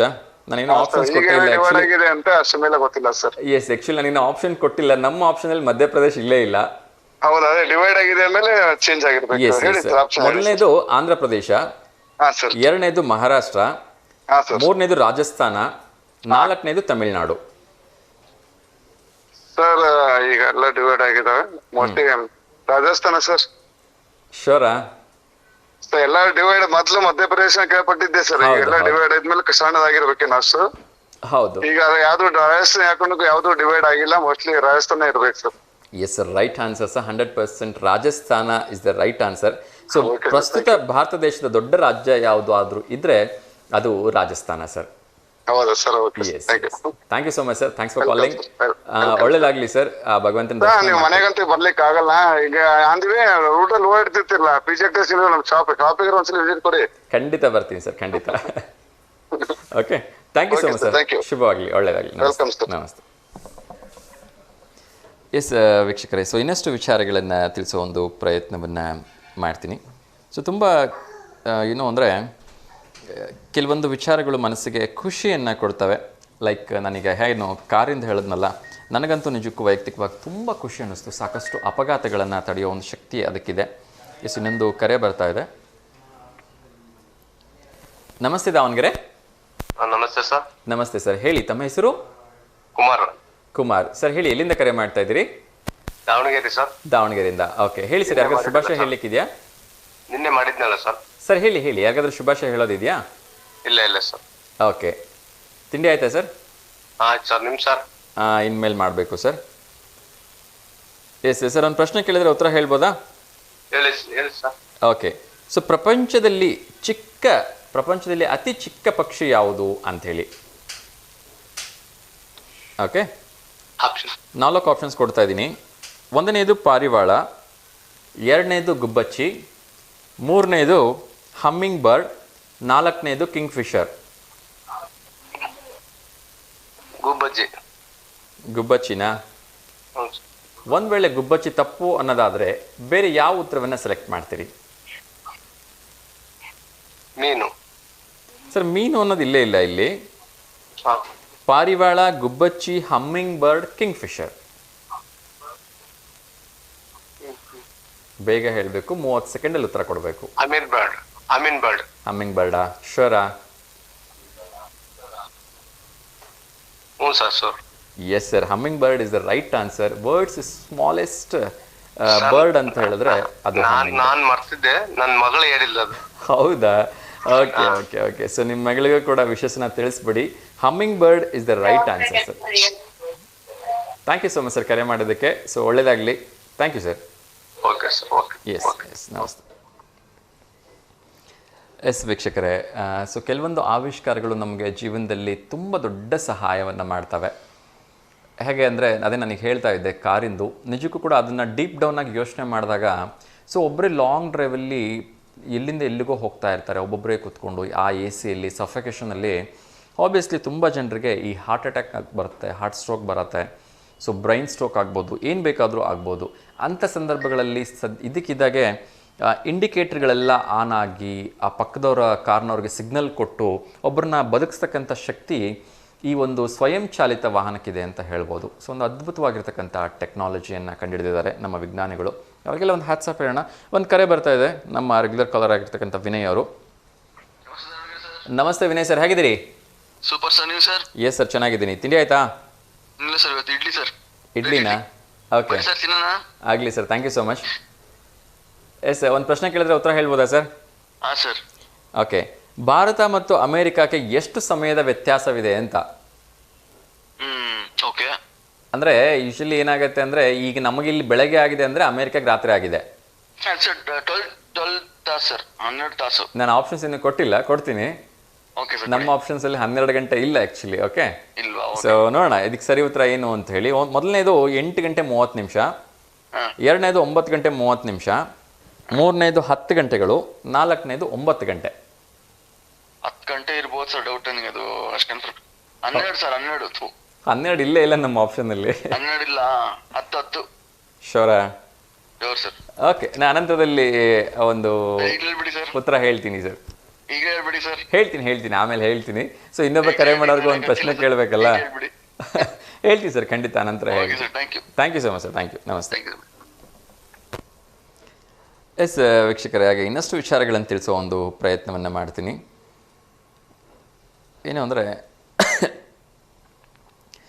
ಕಸದಿಂದ ಕರೆಂಟ್ ಉತ್ಪಾದನೆ ಮಾಡ್ತಕ್ಕಂಥ ಒಂದು ಬ್ಯೂಟಿಫುಲ್ ಆಗಿರ್ತಕ್ಕಂಥ ಆವಿಷ್ಕಾರವನ್ನು ಕೂಡ ನಿನ್ನೆ JMITಯ ಒಂದು ಎಕ್ಸಿಬಿಷನ್ ಶೋನಲ್ಲಿ ತೋರಿಸಿದ್ರು. ತುಂಬ ಒಂದು ಒಳ್ಳೆಯ ವಿಚಾರ ಅದು. ಸೊ ಯಾಕೆಂದರೆ ಇವತ್ತು ಕಸ ಅಂತಕ್ಕಂಥದ್ದು ಹೇಗೆ ಬೇಕಂದ್ರಲ್ಲಿ, ಎಲ್ಲಿ ಬೇಕಂದ್ರಲ್ಲಿ ಉತ್ಪತ್ತಿ ಆಗ್ತಾನೇ ಇದೆ. ಆ ನಿಟ್ಟಿನಲ್ಲಿ ಈ ಥರದ ಒಂದು ಒಳ್ಳೆಯ ಆವಿಷ್ಕಾರ ಆದಾಗ ನಿಜಕ್ಕೂ ಅದು ಸಮಾಜಮುಖಿಯಾಗಿರುತ್ತೆ. ಸೊ ಆ ರೀತಿ ಆವಿಷ್ಕಾರದಲ್ಲಿ ತೊಡಗಿರ್ತಕ್ಕಂಥ ಎಲ್ಲ ವಿದ್ಯಾರ್ಥಿಗಳಿಗೆ, ಪ್ರಾಚಾರ್ಯರಿಗೆ ನಾವು ನಿಜಕ್ಕೂ ಕೂಡ ಮನಸ್ಸಿನಿಂದ ಹಾರ್ದಿಕವಾಗಿ ಅಭಿನಂದನೆಗಳನ್ನ ಸಲ್ಲಿಸೋಣ. ಹಾಗೆಯೇ ರಬ್ಬರ್ನಿಂದ ಒಂದು ವೆಹಿಕಲ್ಗೆ ಬೇಕಾಗಿರ್ತಕ್ಕಂಥ ಪೂರಕ ಇಂಧನವನ್ನು ಕೂಡ ತಯಾರಿಸ್ತಕ್ಕಂಥ ಒಂದು ಪ್ರಯತ್ನವನ್ನು ನಮ್ಮ ವಿದ್ಯಾರ್ಥಿಗಳು ಮಾಡ್ತಾ ಇದ್ದಾರೆ. ಅವ್ರಿಗೂ ಕೂಡ ಹಾರ್ದಿಕವಾಗಿ ಅಭಿನಂದನೆಗಳನ್ನ ಸಲ್ಲಿಸೋಣ. ಇನ್ನೊಂದು ಕರೆ ಬರ್ತಾ ಇದೆ, ಅವ್ರ ಜೊತೆ ಮಾತಾಡೋಣ. ನಮಸ್ತೆ. ನಮಸ್ತೆ. ನಮಸ್ತೆ ಸರ್, ತಮ್ಮ ಹೆಸರು? ನಮ್ಮ ಹೆಸರು ಬೆನ್ಕಮ್ಮ. ನೆನ್ನೆ ಮಾಡಿದ್ವಲ್ಲ? ಹಾಂ ಬೆನ್ಕಮ್ಮ, ಹೇಳಿಮ್ಮ, ಹೇಗಿದ್ದೀರಿ? ಚೆನ್ನಾಗಿದ್ದೀವಿ. ತಿಂಡಿ ಆಯ್ತಾ? ತಿಂಡಿ ಆಯ್ತು, ನಿಮ್ದು? ಇಲ್ಲಮ್ಮ, ಇನ್ನ ತಿನ್ಬೇಕು. ಸೊ ಏನಿವತ್ತು ತಿಂಡಿ ವಿಶೇಷವಾಗಿ? ನಮ್ದು ವಿಶೇಷ ಏನಿಲ್ಲ, ಮಂಡಕ್ಕಿ ಚಿತ್ರಾನ್ನ. ಮಂಡಕ್ಕಿ ಚಿತ್ರಾನ್ನ, ಎರಡೆರಡು? ಓಕೆ, ಚಿತ್ರಾನ್ನ ಮಂಡಕ್ಕಿ ಎರಡೇ. ಆಗಲಿ ಓಕೆ. ಸೊ ಇವತ್ತು ನಮ್ಮ ವೀಕ್ಷಕರಿಗೆ ಏನಾದರೂ ಹೊಸ ರೆಸಿಪಿ ಹೇಳ್ಕೊಡ್ತೀರಾ? ಹೊಸ ರೆಸಿಪಿ ಅಂತಂದ್ರೆ ನಾವು ಸ್ವೀಟ್ ಎಲ್ಲ ಒಂದು ಬಾದುಷಾ ಮಾಡ್ತೀವಿ. ಮತ್ತೆ ಮತ್ತೇನ್ ಮಾಡ್ತೀರಿ? ಹೊಸ ರೆಸಿಪಿ ಅಂತಂದ್ರೆ ಮಾಮೂಲಿ ಎಲ್ಲ ಮಾಡ್ತಾ ಇರ್ತೀವಿ. ಓಕೆ ನೀವ್ ಏನೇನ್ ಮಾಡ್ತೀರಿ ಅಂತ ಹೇಳಿ, ಅದ್ರಲ್ಲಿ ಯಾವ್ದಾರ ಒಂದು ರೆಸಿಪಿ ಕೇಳ್ಬಿಡ್ತೀನಿ. ಮೈಸೂರ್ ಪಾಕು, ಬಾದುಷಾ, ಓಕೆ, ಆಮೇಲೆ ಬೇರೆ ಎಲ್ಲ ಮಾಡ್ತಾ ಇರ್ತೀವಿ ಹೊಸ ರೆಸಿಪಿ. ಚಕ್ಲಿ, ಆಮೇಲೆ ಮತ್ತೆ ಕೋಡ್ಬಳೆ, ಮತ್ತೆ ಬೇರೆ ವೆರೈಟಿ ಮಾಡ್ತಾ ಇರ್ತೀವಿ. ಓಕೆ. ಸೊ ಮೈಸೂರು ಪಾಕು ಅಂದ್ರೆ ಎಲ್ಲರೂ ಕೂಡ ಬಾಯಲ್ಲಿ ನೀರು ಬಂದ್ಬಿಡತ್ತೆ. ಸೊ ಮೈಸೂರು ಪಾಕನ್ನ ಕ್ವಿಕ್ ಆಗಿ ಹೇಗೆ ಮಾಡ್ಬೋದು ಅಂತ ಹೇಳ್ಕೊಡ್ತೀರಾ? ಕ್ವಿಕ್ ಆಗಿ ಅಂತಂದ್ರೆ ಒಂದ್ ಇದ್ರಲ್ಲಿ ಎಣ್ಣೆ ಇಡ್ಬೇಕು, ಒಂದ್ ಕಡೆ ಸೈಡ್ ಅಲ್ಲಿ ಒಂದು ಗ್ಯಾಸ್ ಹಚ್ಚಿಬಿಟ್ಟು ಎಣ್ಣೆ ಇಡಬೇಕು. ಒಂದ್ ಕಡೆ ಎಣ್ಣೆ ಇಡ್ಬೇಕು, ಒಂದ್ ಕಡೆ ಪಾಕಕ್ಕೆ ಇಡ್ಬೇಕು. ಪಾಕಕ್ಕೆ, ಓಕೆ. ಅದು ಪಾಕಕ್ಕೆ ಇಟ್ಮೇಲೆ ಅದು ಪಾಕ ಒಂದೇಳೆ ಪಾಕ ಬಂದ್ಮೇಲೆ ಹಿಟ್ಟು ಹಾಕ್ತಾ ಸಣ್ಣಕ್ಕೆ ಇದ್ ಮಾಡ್ಕೊಂಡು ಸಿಮ್ಮಲ್ಲಿ ಮಾಡ್ಕೊಂಡು ಹಿಟ್ಟು ಹಾಕ್ತಾನೆ ಇರ್ಬೇಕು. ಆಮೇಲೆ ಒಂದ್ ಕಡೆ ಎಣ್ಣೆ ಕಾಯ್ತಾ ಇರುತ್ತೆ, ಎಣ್ಣೆ ಅದ್ ಸ್ವಲ್ಪ ಇದು ಎಲ್ಲ ಹದ ಬಂದ್ಮೇಲೆ ಎಣ್ಣೆ ಹಾಕ್ತಾ ಇರ್ಬೇಕು. ಹಾಕ್ತಾ ಅದೆಲ್ಲ ಒಂದು ಇದು ಬರುತ್ತೆ, ಗೂಡು ಬಂದಂಗ್ ಬರುತ್ತೆ, ಹದ ಬರುತ್ತದ ಎಲ್ಲ ಚೆನ್ನಾಗಿ. ಅದು ಒಂದ್ ಹದ ಬಂದ್ಮೇಲೆ ಗೂಡ್ ಬಂದ್ಮೇಲೆ ಒಂದ್ ಇದಕ್ಕೆ ತುಪ್ಪ ಸವರಿ ತಟ್ಟೆಗೆ ಹಾಕ್ಬಿಡ್ಬೇಕು. ಓಕೆ ಅಷ್ಟೇ. ಓಕೆ. ಸೊ ಎಷ್ಟು ಹೊತ್ತಲ್ಲಿ ಇದನ್ನ ರೆಡಿ ಮಾಡ್ಬೋದು ನಿಮ್ ಪ್ರಕಾರ? ಅದು ಒಂದು ಕಾಲ್ ಗಂಟೆಲಿ ಮೈಸೂರು ಪಾಕ್ ಮಾಡ್ಬಿಡ್ಬೋದಾ? ಮಾಡ್ಬಿಡ್ಬೋದು. ಓರೆ ಬಾಪ್ರೆ, ಮೈಸೂರು ಪಾಕ್ ಅಂದ್ರೆ ನಾನು ನಮ್ಮ ಮನೆಗೆ ಒಂದ್ಸರಿ ಮಾಡ್ಕೊಡ್ತೀವಿ. ಖಂಡಿತ ಮೈಸೂರು ಪಾಕ್ ತಿನ್ನೋಕೋಸ್ಕರ ಅಂದ್ರೆ ನಿಮ್ ಮನೆಗೆ ಬರ್ತೀನಿ ಅಂತ. ಖಂಡಿತ ಬನ್ರಿ, ನಮ್ದು ಅದೇ ಹೇಳಿದ್ನಲ್ರಿ ಸರಸ್ವತಿ ನಗರ ಡಾಬಾ ಸ್ಟಾಪ್ ಅಲ್ಲಿ ಇರೋದ್ ಮನೆ. ಓಕೆ ಖಂಡಿತ ಬರ್ತೀನಿ. ಆಕ್ಚುಲಿ ನಮ್ ದಾವಣಗೆರೆಗೆ ಮೈಸೂರು ಪಾಕ್ ಅಂದ್ರೆ ನಾವೆಲ್ಲ ನನಗೆ ನೆನಪಿರೋ ಪ್ರಕಾರ ಹೊಟ್ಟೆ ನಂಜಪ್ಪ ಅಂತ ಕೇಳ್ಪಟ್ಟಿರ್ತೀವಿ. ಸೊ ಅಲ್ಲಿ ತುಪ್ಪದಲ್ಲೇ ಮೈಸೂರು ಪಾಕ್ ಮಾಡ್ತಾರೆ, ಬಾಯಲ್ಲಿ ಹಂಗೆ ಕರಗ್ಬಿಡತ್ತೆ ಅಂತ ಹೇಳೋರು. ಈಗ ಬಹುಶಃ ಆ ಶಾಪ್ ಇಲ್ಲ, ತೆಗ್ದಿದ್ದಾರೆ. ಬಹುಶಃ ಎಷ್ಟೋ ವರ್ಷಗಳ ಒಂದು ಹಿಸ್ಟ್ರಿ ಕೂಡ ಇತ್ತು ಆ ಒಂದು ಶಾಪ್ಗೆ. ತುಂಬಾ ಜನ ಕ್ಯೂ ನಿಂತ್ಕೊಂಡು ತಗೊಂಡು ಹೋಗ್ತಾ ಇದ್ರು. ಸೊ ನಾವೆಲ್ಲ ಚಿಕ್ಕವರಿದ್ದಾಗ ₹1 ₹2 ನಮ್ಗೆ ಮೈಸೂರು ಪಾಕ್ ಕೊಡ್ತಾ ಇದ್ರು. ನಮ್ದು ತಿಂಗಳು 13 ಪೂಜೆ ಇತ್ತು ನಮ್ಮ ಮನೆಯವ್ರದ್ದು. 1 ಇಯರ್ ಆಯ್ತು ಇದಾಗಿ. ಟೀಚರ್ ಆಗಿದ್ದೆ, ಅಕ್ಕಮಾದೇವಿ ಗರ್ಲ್ಸ್ ಹೈಸ್ಕೂಲ್ ಅಲ್ಲಿ ಟೀಚರ್ ಆಗಿದ್ರು. ಅವ್ರಿಗೆ 1 ಇಯರ್ ಆಯ್ತು ತೀರೋಗಿ. ಹೌದಾ? ಆವಾಗ ನಾವು ಮಾಡಿಸಿದ್ವಿ ಅದು ಮೈಸೂರು ಪಾಕ್. ಓಕೆ. ಸೊ ಬೇಜಾರಾಯ್ತು ಕೇಳಿ. ಭಗವಂತ ಅವ್ರಿಗೆ ಶಾಂತಿಯನ್ನ ನೀಡ್ಲಿ ಅಂತ ಕೇಳ್ಕೊತೀನಿ. ಥ್ಯಾಂಕ್ ಯು ಸೊ ಮಚ್ ಕರೆ ಮಾಡಿದ್ದಕ್ಕೆ. ಹೀಗೆ ಕರೆ ಮಾಡ್ತಾ ಇರಿ. ಒಳ್ಳೇದಾಗ್ಲಿ. ನಮಸ್ತೆ. ನಿಮ್ ಪ್ರೋಗ್ರಾಮ್ ಅಂತೂ ಮಿಸ್ ಮಾಡಲ್ಲ, ನಾವು ನೋಡ್ತಾ ಇರ್ತೀವಿ. ಮತ್ತೆ ಸಂಜೆ 6 ಗಂಟೆಗೆ ಬರುತ್ತಲ್ಲ, 6 ಗಂಟೆಗೂ ಮತ್ತೆ ರಿಟರ್ನ್ ನೋಡ್ತೀವಿ. ಧನ್ಯವಾದಗಳು. ಮತ್ತೆ ನಿಮ್ದು ಎಲ್ಲ ಸಜೆಷನ್ಸ್ ಗಳೆಲ್ಲ ಎಲ್ಲ ಹೇಳ್ತಿರ್ತೀರಲ್ಲ, ಅವೆಲ್ಲ ತುಂಬಾ ಚೆನ್ನಾಗಿರುತ್ತೆ. Thank you. ಒಂದೊಂದು ಅರ್ಥ ಇರುತ್ತೆ. Thank you so much. So ನಿಮ್ಮೆಲ್ಲ ದೊಡ್ಡವರ ಆಶೀರ್ವಾದ ಹೇಳ್ತಾ ಇರ್ರಿ. ಮತ್ತೆ ಇದು ನಮ್ದೊಂದು ಸಜೆಷನ್ ಏನಂದ್ರೆ, ಈ ಗೃಹಿಣಿಯರಿಗೋಸ್ಕರ ಏನಾದ್ರು ಪ್ರೋಗ್ರಾಮ್, ಅಡಿಗೆ ಪ್ರೋಗ್ರಾಮ್, ಈ ತರದ್ ಯಾವ್ದಾದ್ರು ಒಂದು ಪ್ರೋಗ್ರಾಮ್ ಮಾಡ್ತಾ ಬನ್ನಿ. ಆಗ್ಲಿಮ್ಮ, ಖಂಡಿತ ಪ್ರಯತ್ನ ಮಾಡ್ತೀನಿ. ಸೊ ಆ ಥರ ಯಾರಾದರೂ ನಮಗೆ ಸ್ಪಾನ್ಸರ್ಶಿಪ್ ಸಿಕ್ಕರು ಅಂದರೆ ಖಂಡಿತ ಎಲ್ಲ ಗೃಹಿಣಿಯರ ಮನೆಗೆ ಹೋಗ್ಬಿಟ್ಟು ಅಲ್ಲೇ ಒಂದು ಲೈವ್ ಪ್ರೋಗ್ರಾಮ್ ಮಾಡೋ ಥರನೂ ಮಾಡೋಣಂತೆ. ಅದಕ್ಕೆ ಆ ಭಗವಂತನ ಆಶೀರ್ವಾದ ಬೇಕು. ಅದೇ ರೀತಿ ಯಾರಾದರೂ ಸ್ಪಾನ್ಸರ್ಸು ಬೇಕಾಗತ್ತೆ. ಖಂಡಿತ ಆ ಥರ ಅವಕಾಶ ಸಿಕ್ಕ ಖಂಡಿತ ಮಾಡ್ತೀನಿ. ಧನ್ಯವಾದಗಳು ಕರೆ ಮಾಡಿದ್ದಕ್ಕೆ. Thank you. ನಮಸ್ತೆ. ವೀಕ್ಷಕರೇ, ಸೊ ಬೆನ್ಕಮ್ಮ ಅವರು ಒಂದು ಒಳ್ಳೆ ಸಜೆಷನ್ಸನ್ನು ಕೊಟ್ಟರು. ಗೃಹಿಣಿಯರಿಗೋಸ್ಕರ ಒಂದು ಅಡುಗೆ ಕಾರ್ಯಕ್ರಮ ಮಾಡಿ ಅಂತ. ಖಂಡಿತ ನನಗೂ ಆಸೆ ಇದೆ. ಯಾರಾದರೂ ಒಳ್ಳೆ ಸ್ಪಾನ್ಸರ್ಸ್ ಮುಂದೆ ಬಂದು ನಮ್ಮ ಕಾರ್ಯಕ್ರಮಕ್ಕೆ ಪ್ರಾಯೋಜಕತ್ವವನ್ನು ವಹಿಸ್ಕೊಂಡ್ರೆ, ನಮ್ಮ advertisement head and team head ಆಗಿರ್ತಕ್ಕಂಥ ಸುದೀಸರ್ ಒಪ್ಕೊಂಡ್ರೆ ಖಂಡಿತ ಆ ಕಾರ್ಯಕ್ರಮ ಆಗಲಿ ಅಂಥೇಳಿ ನಾನು ವಿಶ್ ಮಾಡ್ತೀನಿ. ಇನ್ನೊಂದು ವಿಚಾರವನ್ನು ತಿಳಿಸ್ಬೇಕು. ಇಲ್ಲಿಂದ ಸುಬ್ರಹ್ಮಣ್ಯಕ್ಕೆ ಅಂದರೆ ಕುಕ್ಕೆ ಸುಬ್ರಹ್ಮಣ್ಯಕ್ಕೆ ತುಂಬ ಜನ ಟ್ರಾವೆಲ್ ಮಾಡ್ತಾನೆ ಇರ್ತಾರೆ. ಅದರ ಒಂದು ಬಸ್ಸಿನ ಸಮಯ ಬದಲಾವಣೆ ಆಗಿದೆ. ಸೊ ಯಾರಿಗೂ ಕನ್ಫ್ಯೂಷನ್ ಆಗೋ ಬೇಡ ಅನ್ನೋ ಕಾರಣಕ್ಕೆ ನನಗೆ KSRTCಯಿಂದ ಬಂದಿರತಕ್ಕಂಥ ಮೆಸೇಜನ್ನು ತಿಳಿಸ್ತಾ ಇದ್ದೀನಿ. ದಾವಣಗೆರೆ ಮೂಲಕವಾಗಿ ವಯಾ ಸಂತೆಬೆನ್ನೂರು, ಚೆನ್ನಗಿರಿ, ಕಡೂರು, ಚಿಕ್ಕಮಗಳೂರು, ಮೂಡಿಗೆರೆ, ಕೊಟ್ಟಿಗೆಹಾರ ಮೂಲಕ ಧರ್ಮಸ್ಥಳದ ಮೂಲಕ ಕುಕ್ಕೆ ಸುಬ್ರಹ್ಮಣ್ಯಕ್ಕೆ ಹೋಗ್ತಕ್ಕಂಥ ಬಸ್ಸು ಮೊದಲು ಬೇರೆ ಸಮಯಕ್ಕಿತ್ತು. ಇವಾಗ ಸಾಯಂಕಾಲ 7:30ಕ್ಕೆ ಬಿಡುತ್ತೆ. ಸೊ ಹಾಗಾಗಿ ದಯವಿಟ್ಟು ಅದಕ್ಕೆ ಪೂರಕವಾಗಿ ನೀವು ವ್ಯವಸ್ಥೆಯನ್ನು ಮಾಡ್ಕೊಳ್ಳಿ ಅಂತ ನಾನು ಕೇಳ್ಕೊಳ್ತಾ ಇದ್ದೀನಿ. ಸೊ ಮೊದಲು ಬಹುಶಃ 8 ಗಂಟೆ ಮೇಲಿತ್ತು ಅಂತ ಅನಿಸುತ್ತೆ. ಈಗ 1 ಗಂಟೆ ಏನೋ ಅರ್ಲಿ ಆಗಿದೆ ಅಂತ ಕೇಳ್ಪಟ್ಟಿದ್ದೀನಿ. ಸೊ ದಯವಿಟ್ಟು ಯಾರೆಲ್ಲ ಕುಕ್ಕೆ ಸುಬ್ರಹ್ಮಣ್ಯ ಹೋಗಬೇಕು ಅಂತಿದ್ದೀರಿ, ಧರ್ಮಸ್ಥಳ ಹೋಗಬೇಕು ಅಂತಿದ್ದೀರಿ, ಅವರಿಗೆ ಸಾಯಂಕಾಲ 7:15 ಬಸ್ ಬಿಡುತ್ತೆ. ಸೊ ಇದೇ ಬಸ್ಸು ರಾತ್ರಿ 8:30ಕ್ಕೆ ಕುಕ್ಕೆ ಸುಬ್ರಹ್ಮಣ್ಯ ಬಿಡುತ್ತೆ. ಸೊ ದಯವಿಟ್ಟು ನೋಟ್ ಮಾಡ್ಕೊಳ್ಳಿ, ಯಾರೆಲ್ಲ ಟ್ರಾವೆಲ್ ಮಾಡ್ತಾ ಇರ್ತೀರಿ ಅಥವಾ ಆಗಂದಾಗೆ ದೇವಸ್ಥಾನಕ್ಕೆ ದೇವರ ದರ್ಶನಕ್ಕೆ ಹೋಗ್ತಾ ಇದ್ದೀರಿ, ಅವರೆಲ್ಲರೂ ಕೂಡ ಈ ಸಮಯ ಉಪಯೋಗ ಆಗಲಿ ಅನ್ನೋ ಕಾರಣಕ್ಕೆ ನಿಮಗೆ ತಿಳಿಸ್ತಾ ಇದ್ದೀನಿ. ಅದೇ ರೀತಿ ಇನ್ನೊಂದು ಖುಷಿ ವಿಚಾರ ಇದೆ. ಇದೇ 15ನೇ ತಾರೀಕು ಭಾನುವಾರ ನಮ್ಮ ದ.ರಾ.ಮ ವಿಜ್ಞಾನ ಕಾಲೇಜ್ ಏನಿದೆ ಅಲ್ಲಿ ಹಿರಿಯ ವಿದ್ಯಾರ್ಥಿಗಳ ಸ್ನೇಹ ಸಮ್ಮೇಳನ ನಡೀತಾ ಇದೆ. ಸೊ ಎಲ್ಲರೂ ಭಾಗವಹಿಸಿ ಅಂಥೇಳಿ ಅವರು ಕರೆ ಕೊಟ್ಟಿದ್ದಾರೆ. ಯಾರೆಲ್ಲ ಹಿರಿಯ ವಿದ್ಯಾರ್ಥಿಗಳು ಇದ್ದಾರೆ, ಒಂದು DRM ಸೈನ್ಸ್ ಕಾಲೇಜಿನ ವಿದ್ಯಾರ್ಥಿಗಳು, ಸೊ ಅಲ್ಲಿ ಓದಿರ್ತಕ್ಕಂಥವ್ರು ಅದರಲ್ಲಿ ಭಾಗವಹಿಸಬೇಕು ಅಂಥೇಳಿ ಅವರು ಒಂದು ಮೆಸೇಜನ್ನು ಕಳಿಸಿದ್ದಾರೆ. ಹಾಗಾಗಿ ಹೇಳ್ತಾ ಇದ್ದೀನಿ, ಯಾರೆಲ್ಲ DRM ಕಾಲೇಜಲ್ಲಿ ಓದಿರ್ತಕ್ಕಂಥ ವಿದ್ಯಾರ್ಥಿಗಳಿದ್ದೀರಿ, ಈ ಒಂದು ಕಾಂಟ್ಯಾಕ್ಟ್ ನಂಬರ್ನ ನೋಟ್ ಮಾಡ್ಕೊಳ್ಳಿ, 9449773064. ಸೊ ಎಲ್ಲ ಹಿರಿಯ ವಿದ್ಯಾರ್ಥಿಗಳು ಸೇರಿ ಒಂದು ಸ್ನೇಹ ಸಮ್ಮೇಳನ ಆಗ್ಬೋದು. ನಮ್ಮ ಬಳ್ಳಾರಿಯ ಒಂದು ಏನು ಕೋಟೆ ಇದೆ ಅಲ್ವಾ, ಇದು ವಿಶ್ವದ 2ನೇ ಅತ್ಯಂತ ದೊಡ್ಡ ಕೋಟೆ ಅಂತೆ. ಓ ಮೈ ಗಾಡ್, ವಿಶ್ವದಲ್ಲಿರ್ತಕ್ಕಂಥ ಎಲ್ಲ ದೊಡ್ಡ ಕೋಟೆಗಳಲ್ಲಿ ನಮ್ಮ ಒಂದು ಏನು ಬಳ್ಳಾರಿಯ ಕೋಟೆ ಇದೆ ಅದು 2ನೇ ಅತ್ಯಂತ ದೊಡ್ಡದಾಗಿರ್ತಕ್ಕಂಥ ಕೋಟೆ ಅಂತೆ. ಸೊ ಹ್ಯಾಟ್ಸ್ ಆಫ್, ನಮಗೆ ನಿಜಕ್ಕೂ ಇಷ್ಟು ದಿವಸ ಈ ವಿಚಾರ ಗೊತ್ತಿರಲಿಲ್ಲ. ಇದು ತುಂಬಾ ಒಂದು ಹೆಮ್ಮೆಯ ವಿಚಾರ ಅಂಥೇಳಿ ನಾನು ಹೇಳೋದಕ್ಕೆ ಇಷ್ಟಪಡ್ತೀನಿ. ಸೊ ಬಳ್ಳಾರಿಯವರು ಕೂಡ ನಿಜಕ್ಕೂ ಇದಕ್ಕೆ ಹೆಮ್ಮೆ ಪಡಬೇಕು. ಇದು 18th ಸೆಂಚುರಿಯಲ್ಲಿ ಬಿಲ್ಡ್ ಆಗಿರ್ತಕ್ಕಂಥ ಒಂದು ಕೋಟೆ. ಸೊ ಒಳ್ಳೆಯದಾಗಲಿ ಅಂತ ನಾನು ಎಲ್ರಿಗೂ ವಿಶ್ ಮಾಡ್ತಾ ಮುಂದಿನ ವಿಚಾರಕ್ಕೆ ಹೋಗ್ತಾ ಇದ್ದೀನಿ. ಒಂದು ಸುಂದರವಾಗಿರ್ತಕ್ಕಂಥ ಒಂದು ಮೆಸೇಜನ್ನು ಕಳಿಸಿದ್ದಾರೆ. ಅದನ್ನು ಯಾರು ಕಳಿಸಿದ್ದಾರೆ ಅಂತ ಆಮೇಲೆ ಹೇಳ್ತೀನಿ. ಸೊ ಮೊದಲಿಗೆ ಈ ಒಂದು ಮೆಸೇಜನ್ನು ಹೇಳ್ಬಿಡ್ತೀನಿ. ನಾನು ಜಗತ್ತಿನ ವಿಭಿನ್ನ ಧರ್ಮಗಳನ್ನು ಸುಮಾರು 40 ವರ್ಷಗಳ ಕಾಲ ಅಧ್ಯಯನ ಮಾಡಿದ್ದೇನೆ. ಆದರೆ 40 ವರ್ಷಗಳ ಕಾಲ ಅಧ್ಯಯನ ಮಾಡಿದ ನಂತರ ನನ್ನ ಗಮನಕ್ಕೆ ಬಂದಿರತಕ್ಕಂಥ ವಿಚಾರ ಏನು ಅಂದರೆ, ಹಿಂದೂ ಧರ್ಮದಷ್ಟು ಪರಿಪೂರ್ಣ, ವೈಜ್ಞಾನಿಕ, ದಾರ್ಶನಿಕ ಮತ್ತು ಆಧ್ಯಾತ್ಮಿಕದಂತಹ ಧರ್ಮ ಬೇರೊಂದಿಲ್ಲ ಅಂತೇಳಿ ಹೇಳಿದ್ದಾರೆ. ಅದಷ್ಟೇ ಅಲ್ಲ, ಹಿಂದುತ್ವ ಇಲ್ಲದೆ ಭಾರತಕ್ಕೆ ಭವಿಷ್ಯನೇ ಇಲ್ಲ ಅಂತ ಇವರು ಹೇಳ್ತಾರೆ.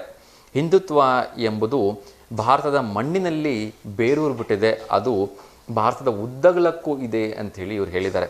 ಸೊ ನಿಮಗೆ ಆಶ್ಚರ್ಯ ಅಂತ ಅನ್ನಿಸ್ಬೋದು. ಇದನ್ನು ಹೇಳಿರೋದು ಯಾರು ಅಂತ ಹೇಳಿದ್ರೆ ಅನ್ನಿ ಬೆಸೆಂಟ್ ಅಂತಕ್ಕಂಥವ್ರು ಪ್ರಖ್ಯಾತ ಅಧ್ಯಯನಗಾರ್ತಿ. ಸೊ 40 ವರ್ಷಗಳ ಕಾಲ ಅಧ್ಯಯನವನ್ನು ಮಾಡಿದ ನಂತರ ಎಲ್ಲ ಪ್ರಪಂಚದ ಮೂಲೆ ಮೂಲೆಗಳನ್ನು ಸುತ್ತಾಡಿದ ನಂತರ ಅವ್ರಿಗೆ ಅನಿಸುತ್ತೆ ಬಹುಶಃ ಭಾರತದಷ್ಟು ಒಂದು ಸನಾತನ ಸಂಸ್ಕೃತಿ, ಅಷ್ಟೊಂದು ಹಿಂದುತ್ವ, ಅಷ್ಟೊಂದು ಪ್ರೀತಿ ಸಿಗ್ತಕ್ಕಂಥ ದೇಶ ಪ್ರಪಂಚದಲ್ಲೇ ಬೇರೆ ಎಲ್ಲೂ ಇಲ್ಲ ಅಂತ. ಅದರ ವಿಪರ್ಯಾಸ ಅಂದರೆ ಇವತ್ತು ಭಾರತೀಯರು ನಾವೆಲ್ಲರೂ ಕೂಡ ಒಂದಾಗಿದೆ, ಜಾತಿ ಮತ ಪಂಥಗಳಲ್ಲೆಲ್ಲ ಹಂಚಿ ಹೋಗ್ಬಿಟ್ಟಿದ್ದೀವಿ. ಹಿಂದೂಗಳಲ್ಲೇ 100 ಜಾತಿ, ಮುಸ್ಲಿಮರಲ್ಲೇ 100 ಜಾತಿ, ಕ್ರೈಸ್ತರಲ್ಲೇ 100 ಜಾತಿ. ಅಬ್ಬಾ, ಪ್ರತಿ ದಿವಸ ಬೆಳಗ್ಗೆ ನಾವು TV ಆನ್ ಮಾಡಿದ್ರೆ ಸಾಕು, ಬೇರೆ ಒಂದು ಏನೋ ಕಾರ್ಯಕ್ರಮ ನೋಡ್ತಾ ಕೂತ್ಕೊಂಡ್ರೆ ಸಾಕು, ಅವನು ಇವನಿಗೆ ಹೊಡೆದಂತೆ, ಇವನು ಅವನಿಗೆ ಹೊಡೆದಂತೆ, ಇವೇ ರಗಳೆಗಳಾಗೋಗ್ಬಿಟ್ಟಿದೆ. ಸೊ ನಾವೆಲ್ಲ ಭಾರತೀಯರಾಗಿರೋದು ಯಾವಾಗ ಅಂತಕ್ಕಂಥದ್ದೇ ನನ್ನ ಪ್ರಶ್ನೆ. ಸೊ ನಾವು ಒಂದು ವೇಳೆ ಎಲ್ಲರೂ ಭಾರತೀಯರಾಗಿದ್ವಿ ಅಂದರೆ ಬಹುಶಃ ಭಾರತ ಇವತ್ತು ಯಾವತ್ತೋ ವಿಶ್ವದ ದೊಡ್ಡಣ್ಣ ಅಮೇರಿಕನನ್ನು ಮೇಯಿಸಿರ್ತಾ ಇತ್ತು ಅಂತ ಅನಿಸುತ್ತೆ. ಎನಿಹೌ, ಇನ್ನಾದರೂ ಎಲ್ಲರೂ ಬುದ್ಧಿ ಕಲೀಲಿ ಅಂತ ನಾನು ಹೇಳ್ತಾ ಇದ್ದೀನಿ. ಇದನ್ನು ಯಾವುದೇ ಒಂದು ಜಾತಿ ಅಥವಾ ಪಂಗಡಕ್ಕೆ ನಾನು ಮೀಸಲಾಗಿ ಹೇಳ್ತಾ ಇಲ್ಲ. ಪ್ರತಿಯೊಬ್ಬರು ಬುದ್ಧಿಯನ್ನು ಕಲಿತು ಪ್ರತಿಯೊಬ್ಬರು ಭಾರತೀಯರಾಗಿ ಬಾಳಿ ಅಂಥೇಳಿ ನಾನು ಹೇಳೋದಕ್ಕೆ ಇಷ್ಟಪಡ್ತಾ ಇದ್ದೀನಿ. ಎಸ್, ಇನ್ನೊಂದು ವಿಚಾರವನ್ನು ತಿಳಿಸೋ ಒಂದು ಪ್ರಯತ್ನವನ್ನು ಮಾಡ್ತೀನಿ. ಸೊ ಇವತ್ತು ಧನುರ್ಮಾಸದ ಪ್ರಯುಕ್ತ, ಇವತ್ತಲ್ಲ ಧನುರ್ಮಾಸದ ಪ್ರಯುಕ್ತ ಇದೇ 22/12/2024 ಶ್ರೀ ಹರಿಸೇವಾ ಸಮಿತಿಯ ವತಿಯಿಂದ ವಿಷ್ಣು ಸಹಸ್ರನಾಮದ ಪಾರಾಯಣ ಕಾರ್ಯಕ್ರಮಗಳು ನಡೀತಾ ಇದೆ. ಎಲ್ಲಿ ಅಂತ ಹೇಳಿದ್ರೆ ಗೀತಾ ಮಂದಿರ, PB ರಸ್ತೆ, ದಾವಣಗೆರೆ. ಇಲ್ಲಿ ಸಮಯ ಬೆಳಗ್ಗೆ 9 ಗಂಟೆಯಿಂದ ಇಲ್ಲಿ ಕಾರ್ಯಕ್ರಮ ಪ್ರಾರಂಭ ಆಗುತ್ತೆ. 22ನೇ ತಾರೀಕು, ಇನ್ನೊಮ್ಮೆ ಹೇಳ್ತಾ ಇದ್ದೀನಿ, ಧನುರ್ಮಾಸದ ಪ್ರಯುಕ್ತ, ಧನುರ್ಮಾಸದ 6ನೇ ವರ್ಷದ ಪ್ರಯುಕ್ತ ವಿಷ್ಣು ಸಹಸ್ರನಾಮ ಪಾರಾಯಣ ಕಾರ್ಯಕ್ರಮ ನಡೀತಾ ಇದೆ. ದಿನಾಂಕ 22/12/2024, ಸಮಯ ಬೆಳಗ್ಗೆ 9 ಗಂಟೆಯಿಂದ ಪ್ರಾರಂಭ ಆಗುತ್ತೆ RH ಗೀತಾ ಮಂದಿರದಲ್ಲಿ. ಬೆಳಗ್ಗೆ 9 ಗಂಟೆಗೆ ಮಹಾಸಂಕಲ್ಪವನ್ನು ಮಾಡ್ತಾರೆ. 9:30ಕ್ಕೆ ಪಂಚಾಮೃತ ಅಭಿಷೇಕ ಇದೆ. 10:30 ಸಾಮೂಹಿಕ ದೇವರಿಗೆ ಅಭಿಷೇಕವನ್ನು ಮಾಡ್ತಾರೆ. 11:30ರಿಂದ ಅಲಂಕಾರದ ಸಮಯದಲ್ಲಿ ವಿಷ್ಣು ಸಹಸ್ರನಾಮ ಪ್ರವಚನವನ್ನು ಮಾಡ್ತಾರೆ. 12ರಿಂದ ವಿಷ್ಣು ಸಹಸ್ರನಾಮದಿಂದ ತುಳಸಿ ಅರ್ಚನೆಯನ್ನು ಆಗುತ್ತೆ.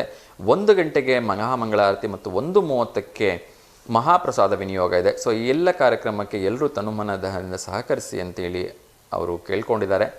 ವಿಶೇಷವಾಗಿ ಮಹಿಳೆಯರು ಹಳದಿ ಬಣ್ಣದ ಸೀರೆಯಲ್ಲಿ, ಪುರುಷರು ಬಿಳಿ ಬಣ್ಣದ ಪಂಚೆ, ಬಿಳಿ ಶರ್ಟ್ ಧರಿಸ್ಕೊಂಡು ಬಂದರೆ ಒಳ್ಳೆಯದು ಅಂತ ಹೇಳಿದ್ದಾರೆ.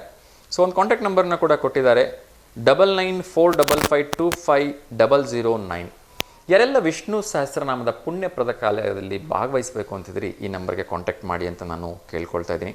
ಸೊ ಎಲ್ರಿಗೂ ಒಳ್ಳೆಯದಾಗಲಿ. ಒಂದು ಸುಂದರವಾದ ಮಾತಿದೆ. ಯುದ್ಧದ ಒಂದು ಭೂಮಿಯಲ್ಲಿ ನಿಂತಿರ್ತಕ್ಕಂಥ ಸನ್ನಿವೇಶದಲ್ಲಿ ಅರ್ಜುನ ಕೇಳ್ತಾನೆ ಕೃಷ್ಣನಿಗೆ, ಏ ಭಗವಂತ ಕೃಷ್ಣ, ಎಲ್ಲರೂ ನನ್ನವರೇ ಇದ್ದಾರೆ ಕೃಷ್ಣ, ನಾನು ಹೇಗೆ ಇವರ ವಿರುದ್ಧ ನಾನು ಯುದ್ಧವನ್ನು ಮಾಡಲಿ ಅಂತ. ಆಗ ಶ್ರೀಕೃಷ್ಣ ಪರಮಾತ್ಮ ಹೇಳ್ತಾನೆ, ನಿನಗೆ ಮೋಸ ಮಾಡಿದವರು ಕೂಡ ಎಲ್ಲರೂ ನಿನ್ನವರೇ ಆಗಿದ್ದರು ಅರ್ಜುನ. ಹಾಗಾಗಿ ಧರ್ಮದ ಒಂದು ಉಳಿವಿಗೋಸ್ಕರ ನೀನು ಈ ಯುದ್ಧವನ್ನು ಮಾಡಲೇಬೇಕು ಅಂತ ಹೇಳ್ತಾನೆ. ಸೊ ಎಷ್ಟು ಅರ್ಥಪೂರ್ಣ ಮಾತು ಅಂದರೆ, ಇಲ್ಲಿರ್ತಕ್ಕಂಥವ್ರು ಎಲ್ಲರೂ ಕೂಡ ನಮ್ಮವರೇ ಆಗಿದ್ದಾರೆ, ಆದರೆ ಧರ್ಮದ ಉಳಿವಿಗಾಗಿ ನಾವು ಇವರೆಲ್ಲರ ವಿರುದ್ಧ ಹೋರಾಡಲೇಬೇಕಾಗಿದೆ ಅನ್ನೋದು ಈ ಮಾತಿನ ತಾತ್ಪರ್ಯ. ಇನ್ನಷ್ಟು ವಿಚಾರಗಳನ್ನು ನೋಡೋದಾದರೆ, ತಮಿಳುನಾಡು ಕೇರಳದಲ್ಲಿ ನಿಮಗೆಲ್ಲರೂ ಗೊತ್ತಿರೋ ಹಾಗೆ ವರುಣಾರ್ಭಟ ಅತ್ಯಂತ ಹೆಚ್ಚಾಗಿ ನಡೀತಾ ಇದೆ. ಸೊ ಕರ್ನಾಟಕದ ಕೆಲವು ಜಿಲ್ಲೆಗಳಲ್ಲೂ ಕೂಡ ಒಂದು ಹವಾಮಾನ ವೈಪರೀತ್ಯದಿಂದಾಗಿ ಮತ್ತಷ್ಟು ಮಳೆ ಬರ್ತಕ್ಕಂಥ ಸಾಧ್ಯತೆ ಇದೆ ಅಂತ ಹೇಳಲಾಗಿದೆ. ಸೊ ದಯವಿಟ್ಟು ಹುಷಾರಾಗಿರಿ ಅಂತ ನಾನು ಕೇಳ್ಕೊಳ್ತಾ ಇದ್ದೀನಿ. ಇನ್ನೊಂದು ಶುಭ ಸುದ್ದಿ ಇದೆ. ಇದು ನಮ್ಮ ಭಾರತೀಯ ವಾಯುಪಡೆಗೆ ಸಂಬಂಧಪಟ್ಟಿರ್ತಕ್ಕಂಥ ಶುಭ ಸುದ್ದಿ. ಏನು ಅಂದರೆ 20,000 ಕೋಟಿ ವೆಚ್ಚದಲ್ಲಿ ನಮ್ಮ ದೇಶೀಯ ಯುದ್ಧ ವಿಮಾನಗಳನ್ನು ನಮ್ಮ ಒಂದು ವಾಯುಪಡೆಗೆ ಸೇರ್ಪಡೆಗೊಳಿಸ್ತಾ ಇದ್ದಾರಂತೆ. ಸೊ ಈ ಮೂಲಕ ನಮ್ಮ ವಾಯುಪಡೆಗೂ ಕೂಡ ತನ್ನದೇ ಆಗಿರ್ತಕ್ಕಂಥ ಬಲವನ್ನು ಹೆಚ್ಚಿಸೋ ನಿಟ್ಟಿನಲ್ಲಿ ಪ್ರಧಾನಮಂತ್ರಿ ನರೇಂದ್ರ ಮೋದಿಯವರ ಸರ್ಕಾರ ಒಂದು ದಿಟ್ಟ ಹೆಜ್ಜೆಯನ್ನು ಇಟ್ಟಿದೆ ಅಂತ ಹೇಳಿದ್ರೆ ತಪ್ಪಾಗಲಿಕ್ಕಿಲ್ಲ. ಸೊ ಕಾರ್ಯಕ್ರಮದ ಅವಧಿ ಮುಗಿತಾ ಬಂದಿದೆ. ಇನ್ನೊಂದು ಇಂಪಾರ್ಟೆಂಟ್ ಆಗಿರ್ತಕ್ಕಂಥ ವಿಚಾರವನ್ನು ಹೇಳಬೇಕು. ಆ ವಿಚಾರವನ್ನು ಹೇಳೋದ್ರ ಮೂಲಕ ಇವತ್ತಿನ ಕಾರ್ಯಕ್ರಮವನ್ನು ಮುಗಿಸೋ ಒಂದು ಪ್ರಯತ್ನವನ್ನು ಮಾಡ್ತೀನಿ. ಇನ್ನೊಂದು, ಇತ್ತೀಚಿನ ದಿನಗಳಲ್ಲಿ ನಾನು ಆಗಲೇ ಹೇಳ್ತಾ ಇದ್ದೆ, ಕಸ ಅಂತಕ್ಕಂಥದ್ದು ಎಲ್ಲಿ ಯಾರು ಹೇಗೆ ಬೇಕಂದರೆ ಹಾಗೆ ಉತ್ಪತ್ತಿ ಮಾಡಿಬಿಡ್ತಾರೆ. ಸೊ ಇಂಥ ಒಂದು ಕಸವನ್ನು, ಅದರಲ್ಲೂ ಕೂಡ ವಿಶೇಷವಾಗಿ ಪ್ಲಾಸ್ಟಿಕ್ಕನ್ನು ಅವಾಯ್ಡ್ ಮಾಡಲಿಕ್ಕೆ ಒಂದು ಒಳ್ಳೆಯ ಉದ್ದೇಶವನ್ನು ಮಾಡಿದ್ದಾರೆ. ಇದು ಅಂಬಿಕಾಪುರದಲ್ಲಿ, ಛತ್ತೀಸ್ಗಢದಲ್ಲಿ ಮಾಡಿರ್ತಕ್ಕಂಥದ್ದು. ಇಲ್ಲಿ ಬಡವರಿಗೆ ನಿಜಕ್ಕೂ ಕೂಡ ಒಂದು ಅದ್ಭುತವಾಗಿರ್ತಕ್ಕಂಥ ಒಂದು ಯೋಜನೆಯನ್ನು ಇವರು ಮಾಡಿಕೊಟ್ಟಿದ್ದಾರೆ. ಸೊ ದಯವಿಟ್ಟು ಕ್ಷಮಿಸಿ, ಬಡವರು ಅಂತ ನಾನು ಆ ಶಬ್ದವನ್ನು ಬಳಸಬಾರ್ದು. ಆದರೆ ಏನು ಮಾಡೋದು, ಯಾರು ಶ್ರೀಮಂತರು ಇಂಥ ಪುಣ್ಯದ ಕೆಲಸ ಮಾಡೋದಿಲ್ಲ. ಹಾಗಾಗಿ ಅನಿವಾರ್ಯವಾಗಿ ನಾನು ಆ ಶಬ್ದ ಬಳಸ್ತಾ ಇದ್ದೀನಿ. ಯಾಕೆ ಈ ಮಾತನ್ನು ಹೇಳ್ತಾ ಇದ್ದೀನಿ ಅಂದರೆ, ಅಲ್ಲಿ ಯಾರು ಬಡವರು ಅಂತಲ್ಲ, ಯಾರು ಅರ್ಧ kg ಪ್ಲಾಸ್ಟಿಕ್ಕನ್ನು ತೆಗೆದುಕೊಂಡು ಹೋಗಿ ಕೊಡ್ತಾರೆ, ಅವರಿಗೆ ಬ್ರೇಕ್ಫಾಸ್ಟನ್ನು ಕೊಡ್ತಾರೆ. ವಿಧವಾಗಿರ್ತಕ್ಕಂಥ ತಿಂಡಿ. ಅರ್ಧ kg ಪ್ಲಾಸ್ಟಿಕ್ ಅಂದರೆ ನೀವು ಸ್ವಚ್ಛವಾಗಿರ್ತಕ್ಕಂಥದ್ದು ಚೆಂದ ತೊಳ್ಕೊಂಡು ಹೋಗಿರಬೇಕು ಪ್ಲಾಸ್ಟಿಕ್ ಅಂತ ಇಲ್ಲ. ರಸ್ತೆ ಬದಿ ಬಿದ್ದಿರ್ತಕ್ಕಂಥ ಪ್ಲಾಸ್ಟಿಕ್ಕನ್ನು, ವಾಟರ್ ಬಾಟಲ್ಗಳನ್ನು ನೀವು ಕಲೆಕ್ಟ್ ಮಾಡ್ಕೊಂಡು ಹೋಗಿ ಅವರ ತಕ್ಕಡಿಯಲ್ಲಿ ಅದು ಅರ್ಧ kg ತೂಕಿದರೆ ನಿಮಗೆ ಹೊಟ್ಟೆ ತುಂಬ ತಿಂಡಿಯನ್ನು ಕೊಡ್ತಾರೆ. 4-5 ಥರದ ತಿಂಡಿ, ಪ್ರತಿನಿತ್ಯ ಬೇರೆ ಬೇರೆ ವೆರೈಟೀಸ್ ಕೂಡ ಇರುತ್ತಂತೆ. ಸೊ ಅದಾದ ನಂತರ ಎರಡನೇ ಆಪ್ಷನ್, ನೀವು 1 kg ತಿಂಡಿ ಕೊಟ್ಟರೆ ನಿಮಗೆ ಹೊಟ್ಟೆ ತುಂಬ ಊಟವನ್ನು ಕೊಡ್ತಾರಂತೆ. ಈ ಊಟದಲ್ಲಿ ಚಪಾತಿ ಇದೆ, ದಾಲ್ ಇದೆ, ಚೆನ್ನ ಇದೆ, ಅದ್ರ ಜೊತೆಗೆ ಪಲಾವ್ ಇದೆ, ಅನ್ನ ಸಾಂಬಾರು, ಒಂದು ಸಿಹಿ ತಿಂಡಿ ಕೂಡ ಇರುತ್ತಂತೆ. ಸೊ ಎಷ್ಟು ಅದ್ಭುತವಾಗಿರ್ತಕ್ಕಂಥ ಕೆಲಸವನ್ನು ಇವ್ರು ಮಾಡ್ತಾ ಇದ್ದಾರೆ. ಒಮ್ಮೆ ಯೋಚನೆ ಮಾಡಿ, ಪ್ರತಿಯೊಬ್ಬ ಅಲ್ಲಿ ಕಸವನ್ನು ಆಯ್ಕೊಂಬರ್ತಕ್ಕಂಥವ್ರು ಎಲ್ಲರೂ ಅರ್ಧ kg 1 kg ಕಸವನ್ನು ಕೊಡ್ತಾ ಹೋದರೆ ಅದು ಎಷ್ಟು ಕಸ in the sense only plastic ಅಂತ ಅವ್ರು ಹೇಳಿದ್ದಾರೆ. ಪ್ಲಾಸ್ಟಿಕ್ ಬಾಟಲ್ಗಳಾಗಿರ್ಬೋದು, ಪ್ಲಾಸ್ಟಿಕ್ ಕವರ್ಗಳಾಗಿರ್ಬೋದು, ಪ್ಲಾಸ್ಟಿಕ್ ಚೀಲಗಳಾಗಿರ್ಬೋದು, ಅವೆಲ್ಲವನ್ನು ಇಲ್ಲಿ ಕಲೆಕ್ಟ್ ಮಾಡಿ ತಂದು ಕೊಡಿ. ಸೊ ಅರ್ಧ kg ತಂದು ಕೊಟ್ಟರೆ ತಿಂಡಿ ಹೊಟ್ಟೆ ತುಂಬ, 1 kg ತಂದು ಕೊಟ್ಟರೆ ಹೊಟ್ಟೆ ತುಂಬ ಊಟ, ಅದರಲ್ಲೂ ಕೂಡ ಒಂದು ಸಿಹಿ, ಚಪಾತಿ, ಪಲಾವ್ ಎಲ್ಲ ಇರುತ್ತಂತೆ. ಬಹುಶಃ ಇಂಥ ಹೋಟೆಲ್ಗಳು ನಮ್ಮ ದೇಶದ ಎಲ್ಲ ಕಡೆಗಳಲ್ಲಿ ಬರ್ತಕ್ಕಂಥ ಅವಶ್ಯಕತೆ ಇದೆ ಅಂತ ನನಗೆ ಅನಿಸುತ್ತೆ. ನೋಡ್ತಾ ಇದ್ದೀರಲ್ಲ, ನಮ್ಮ ದಾವಣಗೆರೆ ನಗರದಲ್ಲಿ ಪ್ರತಿನಿತ್ಯ ಅದು ಎಷ್ಟು ಪ್ಲಾಸ್ಟಿಕ್ಗಳು ಉತ್ಪತ್ತಿ ಆಗುತ್ತೆ. ಸೊ ಬಹುಶಃ ಇಂಥ ಒಂದು ಹೋಟ್ಲ್ ಅಂತಕ್ಕಂಥದ್ದು ಉತ್ಪತ್ತಿ ಆದರೆ ಯಾರಿಗೆ ಸಾಧ್ಯವಾಗುತ್ತೆ? ರಸ್ತೆಯಲ್ಲಿ ಎಲ್ಲೆಲ್ಲಿ ಬಿದ್ದಿರ್ತಾವೆ ಆ ಪ್ಲಾಸ್ಟಿಕ್ಗಳನ್ನ ಕೊಟ್ಬಿಟ್ಟು ಹೊಟ್ಟೆ ತುಂಬ ಊಟ ಅಂತೂ ಮಾಡ್ತಾರಲ್ವ. ಅದ್ರ ಜೊತೆಗೆ ನಗರ ಸ್ವಚ್ಛವಾಗಿರುತ್ತೆ, ಆ ಪ್ಲಾಸ್ಟಿಕ್ ಅವಾಯ್ಡ್ ಆಗುತ್ತೆ. ಸೊ ಎಷ್ಟೊಂದು ಪ್ರಯೋಜನ ಇದೆ. ಇಂಥ ಒಂದು ಹೋಟ್ಲ್ಗಳು ಸರ್ಕಾರದಿಂದ ಆರಂಭ ಆಗಬೇಕು ಅಂತಕ್ಕಂಥದ್ದು ನನ್ನ ಒಂದು ಅಭಿಲಾಷೆ. ಎಲ್ಲದನ್ನೂ ಸಾರ್ವಜನಿಕರೇ ಮಾಡಬೇಕು, ಎಲ್ಲವನ್ನೂ ಸಂಘ ಸಂಸ್ಥೆಗಳೇ ಮಾಡಬೇಕು ಅಂದರೆ ಕಷ್ಟ ಆಗುತ್ತೆ. ಸರ್ಕಾರದಿಂದ ಏನಾದ್ರು ಇಂಥ ಒಂದು ಉದ್ದೇಶವನ್ನು ಮಾಡಿದ್ದೆ ಆದರೆ ಖಂಡಿತವಾಗ್ಲೂ ಈ ಒಂದು ಯೋಜನೆ ಸಕ್ಸಸ್ಫುಲ್ ಆಗೋದ್ರಲ್ಲಿ ಎರಡು ಮಾತಿಲ್ಲ ಅಂತ ಹೇಳೋದಕ್ಕೆ ಇಷ್ಟಪಡ್ತೀನಿ. ಸೊ ಕೊನೆಯದಾಗಿ ಒಂದು ಹೆಲ್ತ್ ಟಿಪ್ ಹೇಳೋದ್ರ ಮೂಲಕ ಈ ವಾರದ ಒಂದು ವೀಕೆಂಡ್ ಕಾರ್ಯಕ್ರಮವನ್ನು ಮುಗಿಸೋ ಪ್ರಯತ್ನವನ್ನು ಮಾಡ್ತೀನಿ.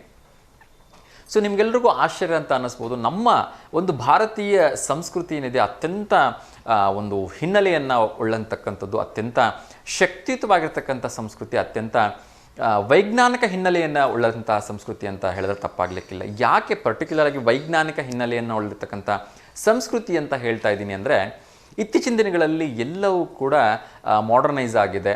ಈವನ್ ನಾವು ಸ್ನಾನ ಮಾಡೋದಕ್ಕೂ ಕೂಡ ಮೊದಲು ಚೆಂಬಿಗೆಯಿಂದ ನೀರು ಹಾಕ್ಕೊಳ್ತಾ ಇದ್ದೀವಿ, ಇವಾಗ ಎಲ್ಲರೂ ಶವರ್ನ ಯೂಸ್ ಮಾಡ್ತಾ ಇದ್ದೀವಿ ಅಲ್ವಾ. ಸೊ ಇತ್ತೀಚಿನ ದಿನಗಳಲ್ಲಿ ಅಷ್ಟೇ ಡೇಂಜರಸ್ ಆಗಿ ಸ್ನಾನದ ಮನೆಗೆ ಹೋದಾಗ ಹಾರ್ಟ್ ಅಟ್ಯಾಕ್ ಬರ್ತಾ ಇದೆ, ಸ್ನಾನ ಮನೆಗೆ ಹೋದಾಗ ಬ್ರೈನ್ ಸ್ಟ್ರೋಕ್ ಬರ್ತಾ ಇದೆ, ಸ್ನಾನದ ಮನೆಗೆ ಹೋದಾಗ ಹಾರ್ಟ್ ಸ್ಟ್ರೋಕ್ ಬರ್ತಾ ಇದೆ, ಹೃದಯ ಸ್ತಂಭನ ಬರ್ತಾ ಇದೆ. ನಿಮ್ಗೆಲ್ರಿಗೂ ಆಶ್ಚರ್ಯ ಅನ್ನಿಸ್ಬೋದು, ಏನು ಸರ್ ಸ್ನಾನಕ್ಕೂ ಹಾರ್ಟ್ ಅಟ್ಯಾಕ್ಕು ಎಲ್ಲಿಂದ ಸಂಬಂಧ ಅಂತೇಳಿ. ನಿಜಕ್ಕೂ ಇದೆ ವೀಕ್ಷಕರೇ, ನಿಮ್ಮೆಲ್ಲರೂ ಕೂಡ ಆಶ್ಚರ್ಯ ಅಂತ ಅನ್ನಿಸ್ಬೋದು. 100ಕ್ಕೆ 100ರಷ್ಟು ಹೇಳ್ತಾ ಇದ್ದೀನಿ, ಸ್ನಾನಕ್ಕೂ ಮತ್ತು ನಮ್ಮ ಹೃದಯ ಸಂಬಂಧಿ ಕಾಯಿಲೆಗಳಿಗೂ 100% ಒಂದು ಲಿಂಕ್ ಇದೆ. ಏನು ಅಂದರೆ ನಿಮ್ಗೆಲ್ರಿಗೂ ಆಶ್ಚರ್ಯ ಅಂತ ಅನ್ನಿಸ್ಬೋದು, ನಾವು ಸ್ನಾನ ಮಾಡುವಾಗ ಹೇಗೆ ಮಾಡ್ತೀವಿ? ಈ ಪ್ರಶ್ನೆ ಕೇಳಿದ್ರೆ ನಿಮ್ಗೆಲ್ರಿಗೂ ನಗು ಬರುತ್ತೆ, ಮತ್ತು ನನ್ನನ್ನು ಕೂಡ ನೋಡಿ ಕೂಡ ನಗ್ತೀರಿ. ಏನು ಸರ್ ಸ್ನಾನ ಯೂಶಲಿ ಮುಖದಿಂದನೇ ಪ್ರಾರಂಭ ಮಾಡ್ತೀವಿ ಅಲ್ವಾ, ಎಲ್ಲರೂ ಕೂಡ ಮುಖದಿಂದನೇ ಮಾಡ್ತೀರಿ. ಅದರಲ್ಲೂ ಕೂಡ ಇವತ್ತು ಎಲ್ಲ ಶವರ್ ಬಂದಾಗ ಬಹುಶಃ ಎಲ್ಲರೂ ತಲೆಯಿಂದನೇ ಶುರು ಮಾಡಿಬಿಡ್ತೀವಿ ಅಲ್ವಾ. ಸೊ ಒಮ್ಮೆ ಯೋಚನೆ ಮಾಡಿ, ನಮ್ಮ ಪೂರ್ವಜರೆಲ್ಲ ಹ್ಯಾಕ್ ಸ್ನಾನ ಮಾಡ್ತಾಯಿದ್ರು? ಬಹುಶಃ ಆವಾಗೆಲ್ಲ ಸ್ನಾನ ಮಾಡಲಿಕ್ಕೆ ಬಚ್ಚಲು ಮನೆಗಳೇ ಇರಲಿಲ್ಲ, ಎಲ್ಲರೂ ನದಿ ಕೊಳ್ಳಗಳಿಗೆ ಹೋಗ್ತಾಯಿದ್ರು. ನಿಮ್ಗೆ ಆಶ್ಚರ್ಯ ಅಂತ ಅನ್ನಿಸ್ಬೋದು, ತಣ್ಣೀರು ಮೈಗೆ ತಣ್ಣಗೆ ಆಗುತ್ತೆ ಅಷ್ಟೇ, ಆದರೆ ನಮ್ಮ ದೇಹದಲ್ಲಿ ಅದು 200% ಅಷ್ಟು ಎಕ್ಸ್ಟ್ರಾ ಹೀಟನ್ನು ಪ್ರವೃತ್ತಿ ಮಾಡುತ್ತೆ. ಸೊ ನೀವೇನಾದ್ರು ತಣ್ಣೀರಲ್ಲಿ ಸ್ನಾನ ಮಾಡ್ತಿದ್ದೀರಿ ಅಂದರೆ ಸಡನ್ನಾಗಿ ಹಾರ್ಟ್ ಅಟ್ಯಾಕ್ ಆಗ್ತಕ್ಕಂಥ ಸಮಸ್ಯೆ ಜಾಸ್ತಿ ಬರುತ್ತೆ.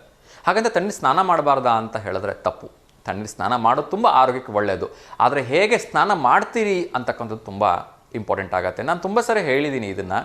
ಏನು ಅಂದರೆ, ದೊಡ್ಡದಾಗಿರ್ತಕ್ಕಂಥ ತೆಂಗಿನ ಮರಕ್ಕೆ ಯಾರಾದರೂ ಮೇಲ್ಗಡೆಯಿಂದ ಹೋಗಿ ನೀರು ಹಾಕಿದ್ದೀರಾ? ಇಲ್ಲ. ಮಾವಿನ ಮರಕ್ಕೆ ಮೇಲ್ಗಡೆಯಿಂದ ಹೋಗಿ ನೀರು ಹಾಕಿದ್ದೀರಾ? ಇಲ್ಲ. ಆದರೂ ಅದು ಮೇಲ್ಗಡೆ ಹಣ್ಣು ಬಿಡತ್ತೆ. ನಾವು ಎಲ್ಲಿ ನೀರು ಹಾಕ್ತೀವಿ, ಬುಡಕ್ಕೆ ಹಾಕ್ತಾಯಿದ್ದೀವಿ. ಅದೇ ರೀತಿ ನಮ್ಮ ಪೂರ್ವಜರೆಲ್ಲ ಹೇಗೆ ಸ್ನಾನ ಮಾಡ್ತಾಯಿದ್ರು ಹೇಳಿ? ಆವಾಗ ಈಗಿನ ಥರ ಮನೆಗಳಾಗಲಿ, ಬಚ್ಚಲುಗಳಾಗಲಿ, ಅಥವಾ ಅದಕ್ಕೇನು ವಾಶ್ರೂಮ್ಗಳಾಗಲಿ ಯಾವುದೂ ಇರಲಿಲ್ಲ ಸ್ನಾನ ಮಾಡಲಿಕ್ಕೆ. ಅವರೆಲ್ಲ ನದಿಲಿ ಸ್ನಾನ ಮಾಡೋಕ್ಕೆ ಹೋಗ್ತಾಯಿದ್ರು. ನದಿಲಿ ಸ್ನಾನ ಮಾಡೋಕ್ಕೆ ಹೋದಾಗ ಮೊದಲು ನದಿಗೆ ಅವರು ನಮ್ಮ 2 ಕಾಲುಗಳನ್ನು ಇಡ್ತಾಯಿದ್ರು. ಅರ್ಥಾತ್ ಏನು ಅಂದರೆ, ನಾವು ಸ್ನಾನ ಮಾಡುವಾಗ ನಮ್ಮ ಪಾದಗಳಿಂದ ಸ್ನಾನವನ್ನು ಮಾಡಬೇಕು ಅಂತ ಹೇಳಕ್ಕೆ ಹೋಗ್ತಾಯಿದ್ದೀನಿ. ಎಸ್, ನಿಮ್ಗೆಲ್ರಿಗೂ ಆಶ್ಚರ್ಯ ಅಂತ ಅನ್ನಿಸ್ಬೋದು, ಯಾಕೆ ಅಂತ ಅನ್ನಿಸ್ಬೋದು. ನಾವು ಮೊದಲು ಸ್ನಾನ ಮಾಡಬೇಕಾಗಿರ್ತಕ್ಕಂಥದ್ದು, ಪ್ರಾಚೀನ ಕಾಲದಲ್ಲಿ ನೋಡಿ ಯಾರಿಗೂ ಕೂಡ ಈ ಹೃದಯ ಸಮಸ್ಯೆಗಳು ಬರ್ತಾ ಇರಲಿಲ್ಲ, ಯಾರಿಗೂ ಕೂಡ ಈ ಹಾರ್ಟ್ ಸ್ಟ್ರೋಕ್ ಆಗಲಿ, ಬ್ರೈನ್ ಸ್ಟ್ರೋಕ್ ಆಗಲಿ ಯಾವುದೂ ಬರ್ತಾ ಇರಲಿಲ್ಲ. ಏಕೆಂದರೆ ಅವರು ನೀರಿಗೆ ಹೋದ ತಕ್ಷಣ ನೀರು ತಣ್ಣಗಿದೆ ಅನ್ನೋ ಕಾರಣಕ್ಕೆ ಕನಿಷ್ಠ ಪಕ್ಷ ಒಂದೆರಡು ಸೆಕೆಂಡ್ಗಳ ಕಾಲ ಅಥವಾ 1-2 ನಿಮಿಷಗಳ ಕಾಲ ಆ ನೀರಿನಲ್ಲಿ ಕಾಲುಗಳು ಒದ್ದೆ ಆಗಲಿಕ್ಕೆ ಬಿಡ್ತಾ ಇದ್ರು. ನೀರಿನ ತನ್ಮೂಲಕ ಸಂಪೂರ್ಣ ನೆತ್ತಿಯ ಭಾಗದವರೆಗೆ, ನಮ್ಮ ಸಹಸ್ರಾರ ಚಕ್ರ ಏನಿದೆ ಆ ಸಹಸ್ರಾರ ಚಕ್ರದವರೆಗೂ ನಮ್ಮ ದೇಹ ಆ ಸ್ನಾನಕ್ಕೆ ಒಗ್ಕೊಳ್ಳಿಕ್ಕೆ ರೆಡಿ ಆಗ್ತಾ ಇತ್ತು. ಹಾಗಾಗಿ ಈ ಥರ ಸಮಸ್ಯೆಗಳು ಯಾವುದೂ ಬರ್ತಾ ಇರಲಿಲ್ಲ. ಆದರೆ ಈಗ ನಾವೆಲ್ಲ ಏನು ಮಾಡ್ತಾ ಇದ್ದೀವಿ, ವಿರುದ್ಧವಾಗಿ ನಡ್ಕೊಳ್ತಾ ಇದ್ದೀವಿ. ಮೊದಲು ನಮ್ಮ ಹಾರ್ಟ್ಗೆ ನೇರವಾಗಿ ಶವರಿಂದ ಬೀಳ್ತಕ್ಕಂಥ ನೀರೇನಿದೆ ನೇರವಾಗಿ ನಮ್ಮ ಹೃದಯಕ್ಕೆ ಬೀಳ್ತಾ ಇದೆ, ನಮ್ಮ ಮುಖಕ್ಕೆ ಬೀಳ್ತಾ ಇದೆ, ನಮ್ಮ ಕುತ್ತಿಗೆಗೆ ಬೀಳ್ತಾ ಇದೆ. ಅದ್ರ ಜೊತೆಗೆ ನಮ್ಮ ತಲೆಗೂ ಕೂಡ ತುಂಬ ಜನ ನೇರವಾಗಿ ತಲೆ ಸ್ನಾನ ಮಾಡಿಬಿಡ್ತಾರೆ. ಸೊ ಇದು ಸಾಕಷ್ಟು ಹೃದಯ ಸಂಬಂಧಿ ಅಪಘಾತಗಳಿಗೆ ಕಾರಣವಾಗ್ತದೆ. ದಯವಿಟ್ಟು ಸ್ನಾನ ಮಾಡ್ತಕ್ಕಂಥವ್ರು ಎಲ್ಲರೂ ಕೂಡ ನೀವು ಶವರಲ್ಲೇ ಸ್ನಾನ ಮಾಡಿ, ಅಥವಾ ಬಕೆಟಲ್ಲೇ ಸ್ನಾನ ಮಾಡಿ, ಅಥವಾ ಇನ್ನು ಎಲ್ಲೇ ಸ್ನಾನ ಮಾಡಿ, ನಿಮ್ಮ ಸ್ನಾನ ಪ್ರಾರಂಭ ಆಗಬೇಕಾಗಿರ್ತಕ್ಕಂಥದ್ದು ಪಾದಗಳಿಂದ ಅಂತ ಮರಿಬೇಡಿ. ಇದನ್ನು ಕೇವಲ ಮಾತಿಗೋಸ್ಕರ ಹೇಳ್ತಾ ಇಲ್ಲ, ಇದರಿಂದ ಸಾಕಷ್ಟು ವಿಜ್ಞಾನ ಇದೆ. ಸೊ ಸಾಧ್ಯವಾದರೆ ಯಾವತ್ತಾದರೂ ನಮ್ಮ ಪುರಾತನ ಹಿನ್ನೆಲೆಯನ್ನು, ಸಾಂಸ್ಕೃತಿಕ ಹಿನ್ನೆಲೆಯನ್ನು ನೋಡಿ. ಸೊ ನಮ್ಮೆಲ್ಲ ಪೂರ್ವಜರು 100 ಕಾಲ ಬಾಳ್ತಾ ಇದ್ದಿದ್ದು ಇದೇ ಕಾರಣಕ್ಕೆ ಅನ್ನೋದು ಅದರಿಂದ ನಿಮಗೆ ಗೊತ್ತಾಗತ್ತೆ. ಇದಿಷ್ಟು ಆರೋಗ್ಯದ ಪೂರ್ಣ ಟಿಪ್ಸ್ನ ಹೇಳ್ತಾ ಎಲ್ರಿಗೂ ಒಳ್ಳೆಯದಾಗಲಿ. ಎಂದಿನಂತೆ ಈ ವಾರದ ವಿಶೇಷ ಕಾರ್ಯಕ್ರಮವನ್ನು ಮುಗಿಸ್ತಾ ಇದ್ದೀನಿ. ಲೋಕ ಸಮಸ್ತ ಸುಖಿನೋ ಭವಂತು, ಸರ್ವೇ ಜನ ಸುಖಿನೋ ಭವಂತು, ಸಮಸ್ತ ಲೋಕ ಸನ್ಮಂಗಲಾನಿ ಭವಂತು ಅಂತ ಹೇಳ್ತಾ ಎಲ್ರಿಗೂ ಶುಭ ಹಾರೈಸ್ತಾ ಇದ್ದೀನಿ. ಸೊ ಎಲ್ಲರೂ ಆರೋಗ್ಯವಾಗಿ ನಗ್ನಗ್ತಾಯಿರಿ, ಸಂತೋಷವಾಗಿರಿ. ಮತ್ತೆ ಎಂದಿನಂತೆ ಸೋಮವಾರದ ಬೆಳಗಿನ ನಮಸ್ತೆ ದಾವಣಗೆರೆ ಕಾರ್ಯಕ್ರಮದಲ್ಲಿ ನಿಮ್ಮನ್ನು ಭೇಟಿ ಮಾಡ್ತೀನಿ. ಅಲ್ಲಿವರೆಗೂ ನಮ್ಮ V1 ವಾಹಿನಿ ಎಲ್ಲ ಕಾರ್ಯಕ್ರಮಗಳನ್ನ ನೋಡ್ತಾ ಇರಿ. ಕೊನೆಯದಾಗಿ ಇನ್ನೊಂದು ಇಂಪಾರ್ಟೆಂಟ್ ವಿಚಾರವನ್ನು ಹೇಳಲೇಬೇಕು. ಇವತ್ತು ಮತ್ತು ನಾಳೆ ಕೊನೆಯ 2 ದಿವಸ ಮಾತ್ರ ಇದೆ. ಯಾವುದಕ್ಕೆ ಅಂತ ಹೇಳಿದ್ರೆ ನಮ್ಮ ಪ್ರೀತಿಯ ಸ್ವದೇಶಿ ಮೇಳಕ್ಕೆ ರೀ. ಸೊ ಮಿಸ್ ಮಾಡ್ಕೊಳ್ದೆ ಹೋಗಿ ಬನ್ನಿ. ಎಲ್ಲರೂ ಪ್ರೀತಿಯಿಂದ ಗೋಮಾತೆಯನ್ನು ಮುಟ್ಬೋದು. ವಿಧವಾಗಿರ್ತಕ್ಕಂಥ ಅಂಗಡಿಗಳನ್ನು ತೆರೆದಿದ್ದಾರೆ, ಪರ್ಚೇಸ್ಗಳನ್ನ ಮಾಡ್ಬೋದು. ಅದರ ಜೊತೆಗೆ ಸಸ್ಯಲೋಕನೇ ಅಲ್ಲಿ ಸೃಷ್ಟಿ ಮಾಡಿದ್ದಾರೆ. ಮನೆಯಲ್ಲೇ ತಲೆನೋವಿಗೆ ಒಂದು ಮಾತ್ರೆ, ಅಥವಾ ಜ್ವರಕ್ಕೊಂದು ಮಾತ್ರೆ, ಶೀತಕ್ಕೊಂದು ಮಾತ್ರೆ, ಕಫಕ್ಕೊಂದು ಮಾತ್ರೆ ತಿನ್ನೋದ್ರ ಬದಲು ಕೇವಲ ಒಂದು ಎಲೆಯನ್ನು ತಿಂದರೆ ಈ ಎಲ್ಲ ತೊಂದರೆಗಳಿಗೆ ರಾಮಬಾಣ ಇದ್ದ ಹಾಗೆ ಕೆಲಸ ಮಾಡುತ್ತೆ. ಅಂಥ ಸಸ್ಯ ಯಾವುದು ಅಂತ ನಾನು ಇಲ್ಲೇ ಹೇಳಿಬಿಟ್ರೆ ಮಜಾ ಇರಲ್ಲ. ಸೊ ದಯವಿಟ್ಟು ಹೋಗಿ ನಮ್ಮ ಸಸ್ಯ ಲೋಕದಲ್ಲಿ ಸ್ವದೇಶಿ ಮೇಳ ಇರತಕ್ಕಂಥ ಒಂದು ಸಸ್ಯ ಮೇಳದಲ್ಲಿ ನೋಡಿ. ಅಲ್ಲಿ ನಿಮಗೆ ಚೀಟಿಯಲ್ಲಿ ಪುಟ್ಟದಾಗ ಎಲ್ಲವನ್ನೂ ಬರೆದಿಟ್ಟಿದ್ದಾರೆ. ಸಕ್ಕರೆ ಕಾಯಿಲೆ ಇದೆಯಾ, ಯಾವ ಗಿಡದ ಎಲೆಯನ್ನು ತಿನ್ನಬೇಕು, ಎಷ್ಟು ಪ್ರಮಾಣದಲ್ಲಿ ತಿನ್ನಬೇಕು, ನಿಮಗೆ BP ಇದೆಯಾ, ಯಾವ ಎಲೆ ತಿಂದರೆ ಸಾಕು, ತಲೆನೋವು ಬರ್ತಾ ಇದೆಯಾ, ಜ್ವರ ಇದೆಯಾ, ಕೆಮ್ಮಿದೆಯಾ, ಕಫ ಇದೆಯಾ, ಯಾವ ಎಲೆಯನ್ನು ತಿಂದರೆ ನೀವು ಈ ರೋಗದಿಂದ ಮುಕ್ತರಾಗ್ಬೋದು. ಯಾವ ಟ್ಯಾಬ್ಲೆಟ್ಸು ಬೇಕಾಗಿಲ್ಲ ರೀ. ನಿಮ್ಮ ಒಂದು ಮಾಡಿ ಮೇಲೆ ಒಂದು ಗಿಡವನ್ನು ಬೆಳೆದಿಟ್ಟರೆ ಸಾಕು, ನಿಮ್ಮ ಕುಟುಂಬದವ್ರು ಎಲ್ಲರೂ ಕೂಡ ಆ ಗಿಡ ಸಾಕುತ್ತೆ. ಸೊ ಇಂಥ ಅದ್ಭುತವಾಗಿರ್ತಕ್ಕಂಥ ಸಸ್ಯ ಲೋಕವನ್ನು ನಮ್ಮ ಸ್ವದೇಶಿ ಮೇಳದಲ್ಲಿ ಸೃಷ್ಟಿ ಮಾಡಿದ್ದಾರೆ. ಸೊ ದಯಮಾಡಿ ಹೋಗಿ ಸಾಧ್ಯವಾದರೆ ಅಂಥ ಒಂದು ಗಿಡವನ್ನು ತೆಗೆದುಕೊಂಡು ನಿಮ್ಮ ಮನೆಯ ತಾರಸಿಯಲ್ಲಿ ಬೆಳೆಸಿ. ಸೊ ಎಲ್ರಿಗೂ ಒಳ್ಳೆಯದಾಗಲಿ, ಆ ಭಗವಂತ ಎಲ್ರಿಗೂ ಒಳ್ಳೆಯದನ್ನು ಮಾಡಲಿ ಅಂತ ಕಾರ್ಯಕ್ರಮದಲ್ಲಿ ಈಗಾಗಲೇ ತಡ ಆಗಿದೆ.